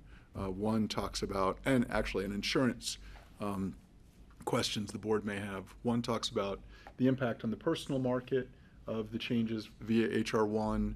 That's Michael Conway's presentation, and Ferrandino's really talks about the cuts at the state level. So they're both worth going through. In terms of CC4CA, for some reason nuclear is back on the agenda for 2026. So CC4CA is holding conversations with the governor's staff regarding nuclear. There's also pushback at the local level vis-a-vis Suncor and Black Hills Energy in terms of greenhouse gas reportings. So CC4CA has been active on that front in pushing back on the emitters in the state of Colorado. And we've seen action from Attorney General Weiser on that front, or support with CC4CA on that front. There's 2 upcoming conferences. One is CCI Winter that I would like to go to, unless there's any objection, and CCAT Winter, I would like to stay home and potentially go get my continuing ed hours as an architect and go to the AIA conference. So that's me saying no to half of everything. You know, in terms of CCAT, obviously looking at the market scan, but also the 2 executive orders out of the administration and I'm in administration, I'm meaning state. But I would think the flags for this board would be TDRs, water, and the UGB, the urban growth boundary. So those are the 3 red flags in the existing DOLA report. If Levi was here, he would say that the comments or feedback to the governor's office are actually due next week, not at the end of October. So we should continue to work with CCAT and CCI in terms of our feedback to the governor on pending and potential legislation in 26. That's what I got. Oh, and I've come off the wildfire board, so I think that's good news. That was 2 years of service, and we had our final meeting in Estes Park with Mike Morgan, and actually the chief, who's above Mike Morgan at DFPC, Division of Fire Prevention and Control, called in from his car because he was at the wildfires on the eastern slope. So kind of tearful end of 2 years of work. But I'm happy to pass that on to another architect and roll myself back to board priorities.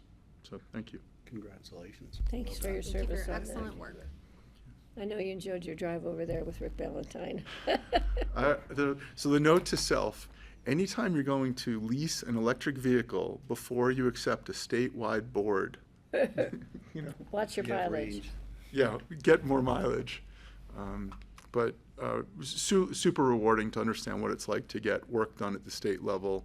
It was a 25-person board, so the knowledge out of it and seeing how do you go from the state bill all the way through rulemaking was pretty powerful. So that knowledge I'll bring back to this board. But no, I will not miss the travels across the state of Colorado in 2026. So thank you. All right, wonderful. Greg?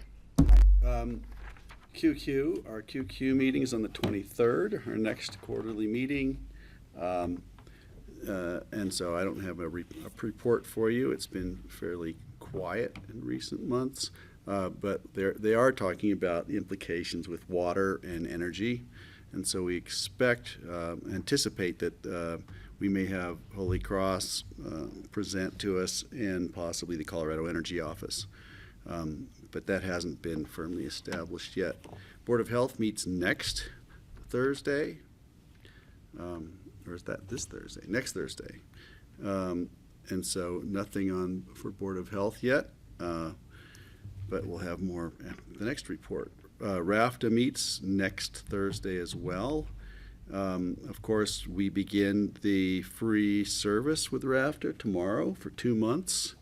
Everyone has been anticipating this, really looking forward to it. It's a study, really, to determine what could possibly go wrong. Let's give it a try and see if free bus service works and where are the pressure points. And so far, I think RAFTA is very competently prepared for this.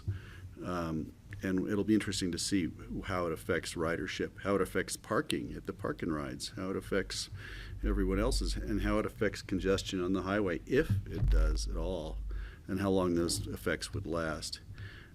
So stay tuned for RAFTA. Let's see, at the last RAFTA board meeting, we did have some presentations or public comments that were kind of noteworthy. There's the young guy whose name I'm forgetting now, who has come up with a alternative bicycle commuter route from Carbondale or even Glenwood all the way to Aspen, and using frontage roads. And he said this wouldn't be so hard to create commuter routes, because there has been a lot of discussion at RAFTA about the speeds of both the speeds on our bike paths, and we've talked about it at this table as well. Just that the varying velocities of all the different users of the bike paths are creating some conflicts. And so one proposal was, well, maybe the bicycle commuters could actually move off onto frontage roads that were striped appropriately, like we see all over Europe. And that could be an inexpensive way to take care of a commuting dilemma we have, and keep maybe calm the trails down a little bit for the hikers and the walkers. And last week, we're riding home on my e-bike. I came across 2 friends on horseback coming across the Rio Grande Trail down by the solar farm. It was really fun to run into them from a distance. I stopped and waited for them to cross. So that's what's happening at RAFTA. Also, we're also looking at budget. I keep bringing it up in our agenda meetings with RAFTA and staff, and they are going to be reporting on, projected proceeds, revenues from all the various members. I don't think I have anything public to share yet.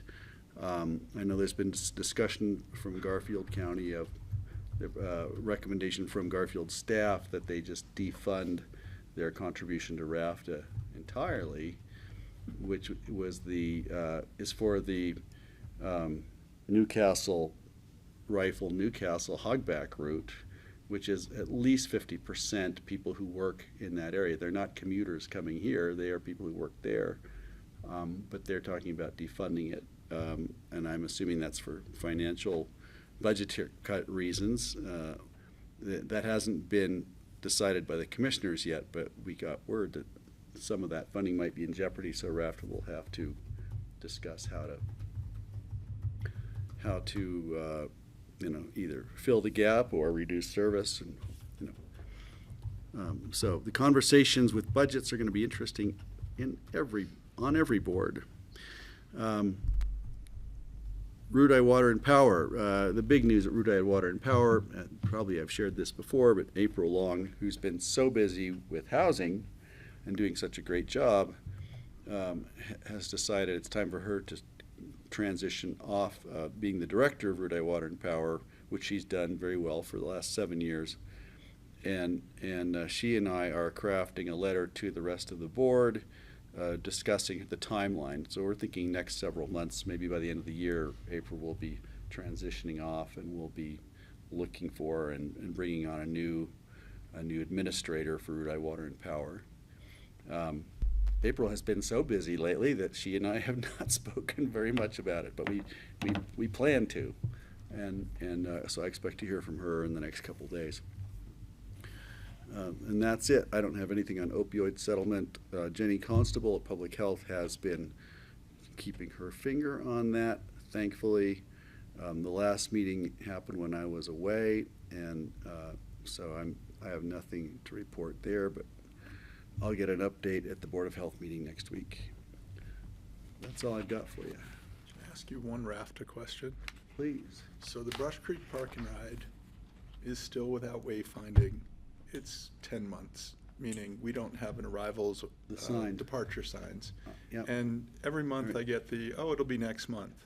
At some point, Interesting. you just switch vendors Or or give up. And so right. this is my last time. No, that's fine. Before the ski season, it'll be nice to know when bus is arriving. Thank you for bringing that up. I think RAFTA, and I can't speak for them right now, but what I think I've been hearing is that people are using the apps so much that they're not using the signs on the buses there. But honestly, I look at that sign whenever I pull up, because sometimes it doesn't match the sign. That's the scheduled sign. The actual real-time announcement is probably on the app. But I know you've brought this up before, so. I mean, if we're doing away with analog services, variable message signs, then take them down. Right. But right now, it says Good it's suggestion. being But our looked visitors at and guests don't necessarily That's have my the point app. is, That's right. That's and I true. still ride with people that pay cash and put quarters and nickels and dimes into Right. bus terminals. So think analog sometimes. Yeah, that's a good no. There's suggestion. no reason not to have those signs up. They're very, I'll- very practical I will and bring handy. it back. We have discussed it Thanks. before, but I'll bring it back again. Thank you. Okay, You done? that's all I've got for you. Good? Okay. Let's move on to open discussion. Nothing? I Okay, have I've got- two real quick. I have two, too. I think Jeffrey had his hand up first, though. No, he didn't. He just put to raise your Happy whole to hand. No, defer. I'm kidding. I'm kidding. You go. I have 3 open agendas. So one is, I think we all received a note from someone named Tristan regarding e-bicycles. Did anyone respond to e-bicycles? I responded. So do we have a default answer to e-bicycles, or do we each respond? And make they're sure not it goes allowed in the on public open record. space and trails. That's the answer. Second one is we received what I would remarkably call an inflammatory email that went to all county commissioners regarding the clerk and recorder and fair elections. I hand printed it or printed it out and handed it to Ingrid.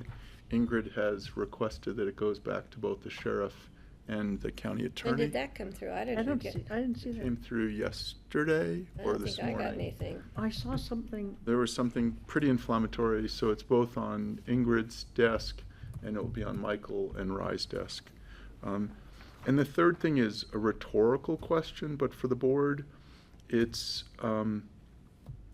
why is it okay if we work with a third party like Gorman to build employee housing? So we go to a private equity firm and private equity backing to build employee housing, yet when a private equity firm approaches a mobile home community, we arrive with money and then defray the cost of that purchase.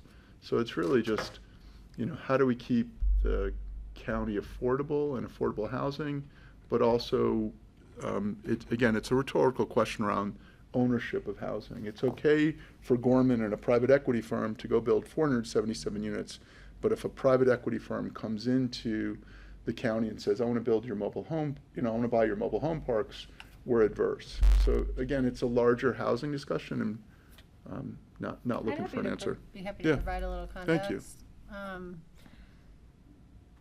So, I mean, the city of Aspen and APSHA as a tax credit partner have participated with private equity to create affordable housing. We have 3 properties I didn't get here. anything. The significant difference is whether you're a partner in those or not. With the mobile home parks, it's clear there's not this is not a partnership venture, right? So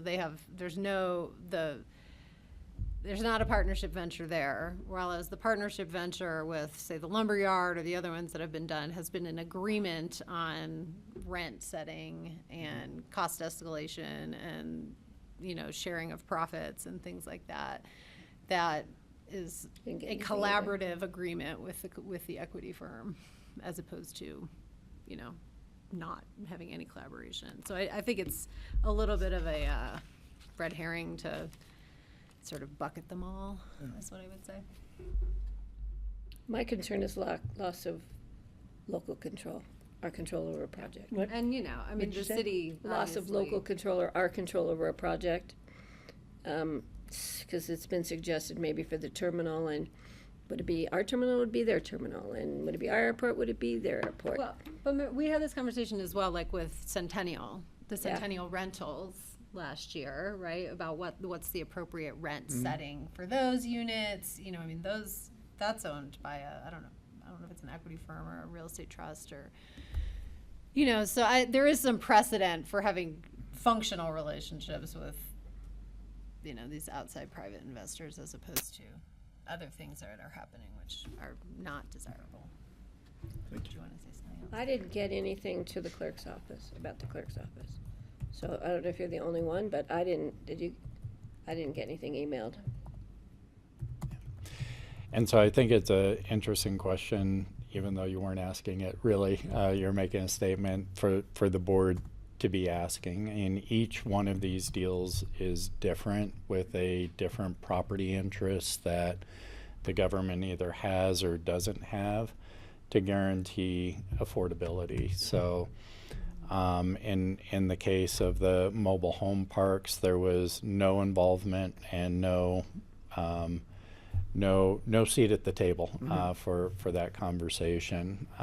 Whereas when you maintain a property interest, whether that be in the form of a deed restriction or a covenant or land ownership, that changes the conversation. And so I do think there are ways that you can bring private equity to certain deals that are in the public interest and allow us to leverage funds. There are times when it just doesn't work. And so, each one of those deals is different, but I think it's important. And I think what I read your statement as, if I There's a could roll be the so tape forward bold, in is, that, yeah. rolling the tape forward is that another tool in the portfolio that we should consider. And Yeah, I mean, that's how CHAFA functions.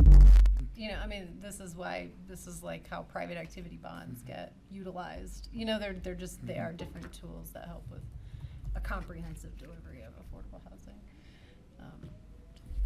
Thank you for both answers. All right. Did you have others? And then Patty? Good. Mine are Thank you real so quick much. because I know we're at time. And John, by the way, that clock says it's 1 o'clock. It's an hour fast. Yeah. I don't know why that clock would I do know, I that. don't But know why it anyway, does. real quick, afternoon blend is tomorrow at 2. I don't know if anybody purchased tickets. I don't know if there's any tickets left. We did, I'm going, and I think Jeffrey's going. I'm doing part of the presentation on the airport ballot question tomorrow at the blend on the top of Asper Mountain. And this is a valley-wide public service announcement. Potato Days is this Saturday, 116th anniversary of the event. It's going to be a day filled with lots of activity. And again, the dinner there is $20. It's a farm-to-table dinner, $20 a person, which is a great deal. It's going to be huge, and the proceeds go to High Mountain Seeds in honor of Casey Piscura. I don't know if anybody else read the article on the front page of the Daily News yesterday. It was awesome. I've already received a call from a local healthcare provider wanting to get involved with the Casey's Farmers Fund voucher program for mental and physical health. Awesome, Patty. Yeah. And I have business cards to pass out for the airport websites, our new airport frequent flyer website. So if you want to pass these out to friends. No, this is about airport information in general. No, you each get a stack to give to people who have questions about the airport. This is where they can find answers. Looks like a railroad, that's funny. Okay, I have two, you have some, I have some, go ahead. What I'm did trying to- what did I mention earlier? The CDOT report out. The CDOT report out. Thank you. And also, I don't feel as if, maybe I've missed it, but I haven't heard much about our response and the decision process regarding the shutdown tomorrow, specifically with the Maroon Bells. And Chamber so was if interested. there's opportunity to hear more about that, if you've got anything else for us, I'd love to hear it. I don't know that I have a whole lot to add. You know, the federal government would be shutting down the facilities and the management that they do currently have on site. We would, you know, our intent right now, our plan, if there is a shutdown, it does look like there's going to be one, of course, is that we would place porta potties at the county's expense up at top. We do not have facilities to accommodate what can be thousands of visitors, so that would be to serve bicycling, hiking, inline skating. I've seen that up there. Community that would likely continue to access those facilities. Have youth corps available to, you know, provide management of that, and also, you know, direct folks who are up there, ensure resource protection, but not to run the buses or make it available to vehicles, because there's so few people available to manage that over time on short notice. Akron said the reservations are packed. So we need to make sure we reach out and let them know. They were asking about it today. And I said, I know we were looking at closing the gates and providing restrooms at the top for people who bike up, et cetera. But that I didn't know what was happening. I think Rafta was going to be pulling buses, but I didn't know how to handle the reservations because we're really not part of that. Will the vendor communicate, The vendor, like your reservations? and I'm trying to remember the name of the vendor now. But so when we know more, can we reach out so that people don't get here expecting a bus ticket that they've paid for and nobody's reached out to them yet? Because I know it's happening at 12:01 tomorrow morning. 12 hours. So yeah, it's an uncomfortable feeling for me that we all have this uncertainty surrounding this. I would love to, and I know we don't have a lot of bandwidth, but I think it's pretty important when we have so many people expecting something. Visitors to the community, locals, everyone. And I would like to come up with a more satisfying response than just shutting the road. I don't think we can do that this time, but I can anticipate it happening again. It's happened before. I don't know how long it will go on. Probably till the end of the fall colors is my guess. So this season's it doesn't seem like there's a whole lot we can do, but I wonder if there's some other way we can approach this, and that's the conversation I really want to have. Kelly? Yes, go ahead, Francie. I did hear on NPR this morning, I don't know if anybody else did, but the previous national park, whatever they're called, directors, Shut down. CEOs, whatever they are, wrote a letter asking that the national parks be shut down, because if they're not shut down, then there's vandalism and they can be damaged, like what happened at Joshua Tree in 2018. So as part of this conversation, maybe it is the best thing to shut it down. I don't know. I would love to put all our OST rangers up there and let people come and go and leave it open, but I was interested to hear that this morning, that the people who run the national parks say the best thing is to shut it down. It is a dilemma to scale our services for these types of 3 or 4 week windows that may happen, Every 5 years or something. Yeah, exactly. However, I do think that the board's going to be hearing about options that, may provide some longer term, opportunities. You need to consider that in a broad context coming up here that we're looking at, anticipating that some of the federal cuts that we're experiencing are not going to be short term. They're going to be long term. And we have these management challenges in our community. So on the tomorrow term, can somebody reach out to ACRA and just see if they've started the process of notifying people that It's a federal reservation system. So So how does ACRA do that? ACRA manage it through, they're very, well, somehow they manage it. The bus. yeah, there's a partnership there, and yes, we will reach out. It's yeah. Yeah. What do you see as a possibility, Greg? For this coming week, I don't see one. I look fondly back in history at when, and you brought it up with John yesterday, in the 1950s when lift number 1 failed during a high season, such as it was back then. A Jeep convoy came together and carted all the skiers up to the back of Aspen Mountain and kept the ski industry going. Really? I love it when public initiatives happen and people step in and try to solve the problem. I look at the Maroon Bells in this area. It's our backyard. 2, it's our asset. It's a county. This is a public asset which I have been invested in my entire life, and I want to protect it above all else. And it's being mismanaged by the federal government, quite honestly. They've abdicated responsibility. And so I think we need to find solutions so that we are not subject to the whims and arbitrary dictates from the federal government. And so I really would like to work on that and find what other solutions are available going forward. And this time it's like, this is going to show us how much it hurts. Let's try to solve it after this, so we can have a management plan for the Maroon Bells that guarantees that we're protecting this asset. Yeah, so what about people who made reservations for tomorrow? Well, they got screwed over by, Yeah. The federal government. It's like people who drove down to the Grand Canyon in 2018 after waiting years to get a Grand Canyon permit and couldn't launch. Right. All set, all their gear, everything. Some things are out of our control.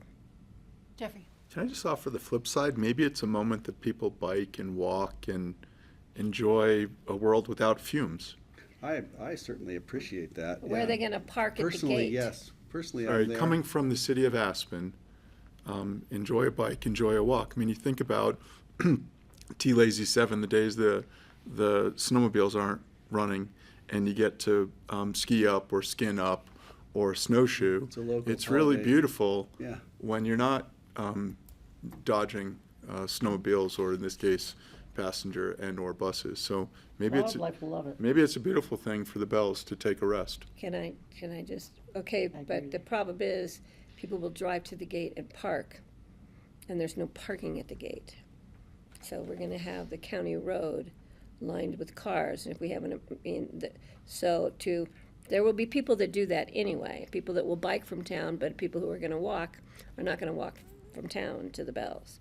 So we're gonna have parking issues up there that we're gonna have to have some level of enforcement just to manage that for public safety reasons. Right. All worthy of a longer conversation at another time when you guys are ready. It'll be so great for the wildlife. I have two other things quickly, I hope. Okay, can we just stay on this for 1 second? Because I am really concerned about all people coming here to go to the Bells. And so here they are in Aspen or in other parts of Pitkin County. And I'm just trying to They're gonna imagine go what to will happen. American Lake and Cathedral, where there's no bathrooms, and which also have parking challenges. But I think And maybe they're gonna if go we to had Capitol something and ready- tear up the road, like I those have a are- feeling that If we the had something reservation ready system is on already our geared up. website or, through ACRA, I do think something, some form of communication. Maybe the newspaper will do it, I don't know, but. I mean, I've heard it on the radio like daily. Yeah. About what Pickens County's, reaction is to the Maroon Bell shutting down. You have? And I bet we'll call the reservation system, and I bet they're geared up, because they know that it's gonna happen tomorrow, and they will be setting All up. over the country. But there are gonna be offshoots. I mean, I do think maybe it would be great if we had some small BRAFTA bus shuttles that took people to different trailheads instead, as a We backup. don't have that, yeah. The problem is that those trails are hardened up there, so they can handle, Right. busloads of people. If we take them to random trailheads that aren't hardened, I don't know, it's just nasty, ugly, ugh.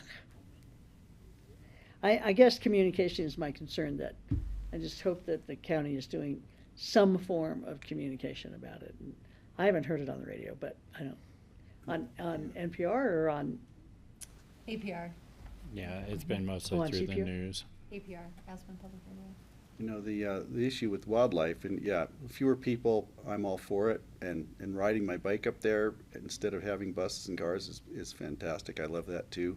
But without rangers, without people on the trails, making sure two bears walking down the sidewalk right here. oh, look, Two cubs With, walking right in front of the so building. cute. I saw the damage. With an escort, they have an escort. Aspen In front of Police our is there. building? Oh, Just they're right going up out. the tree. I saw the damage on the trees when I walked under them this morning. I looked up. Oh, those two Two little guys, little they've cubs, been yeah. here for weeks. Yeah. Oh, well. Sorry for the distraction. Anyway, I'm that's gonna That's all right, I got suggest that I'll hold our open Oh, discussion they're so adorable. for later. Another We got day. pretty far there. Um, All it takes is a bear cub and bam, we are so. you're okay to we'll do a seat out, report out, and the entrance to Aspen reevaluation update a different day. That tree That's is. fine. We've lost That's fine. focus. So I'm gonna adjourn our meeting until we come back here at 1 to call. We have one more item, which is Levi. Sorry. It's fine, we're into our lunch breaks, and I know people don't like that, so go for it, please. Just wanted to let the board know that as reference to House Bill 241379, which was the Dredge and Fill Act that replaced some of the Sackett EPA protections that we lost, that rulemaking is kind of getting going. So I've been talking with the Healthy Rivers folks and a few other people to talk about how we want to engage and if we want to engage. Nothing's happened yet, but we did need to file for party status just to make sure we could be involved in the discussion if the board wants to be. So nothing to report yet. I just wanted to follow up with that piece of legislation in the rulemaking to let you know that we're paying attention. Do we wish to file for party status? Yes, and I assume QQ is as well. Sounds good to me. This is for the Sackett ruling that took away Clean Water Act protections on inland waters. Right, Yeah, yeah, we need to be involved. I think so. Thank you. Sorry to keep you. No, Thanks. all good. All right, everyone, we have to come back at 1 to call our special meeting and site visit. So we'll adjourn for lunch until then. Thank you. Question for the chair, for hiking, can we be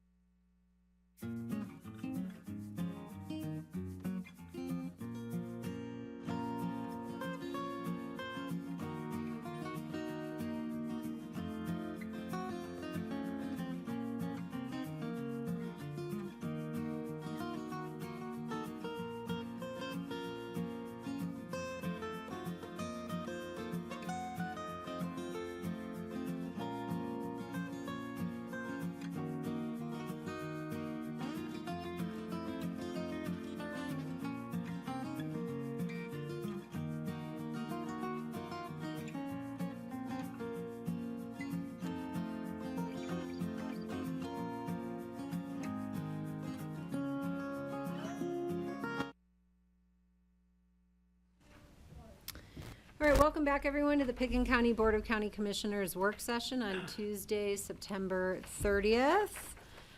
We are resuming from lunch, and I am going to call a special meeting of the BoCC so that we can hear about a land use application and take a site visit for the Cloud 10 Aspen LLC activity envelope and site plan review, special review, GMQS exemption.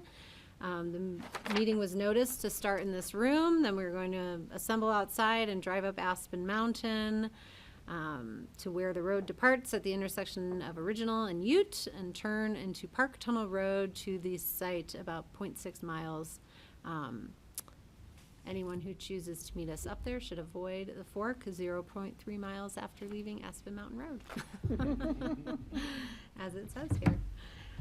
Okay, and then after that, we will continue this meeting for a hearing and public hearing to a date certain at that time. And we will not resume in this room until next Tuesday. Any questions from any board members or comments from staff on the agenda? Yep, Suzanne? I'll just jump in. Got my handy dandy little mobile recording device. So right, when we're driving, we'll be off the record. So then when we need to be on the record, I need to have this running. And so we need to keep everybody together, obviously. So that's my job today. All right, so we'll ask commissioners to either separate so we don't have a quorum in cars and not discuss the land use item at hand. And when we reach there, everyone needs to be near the microphone to talk and not wandering off looking at the site. Sound good? Thank you. All right, great. All right, we are adjourned. Thank you.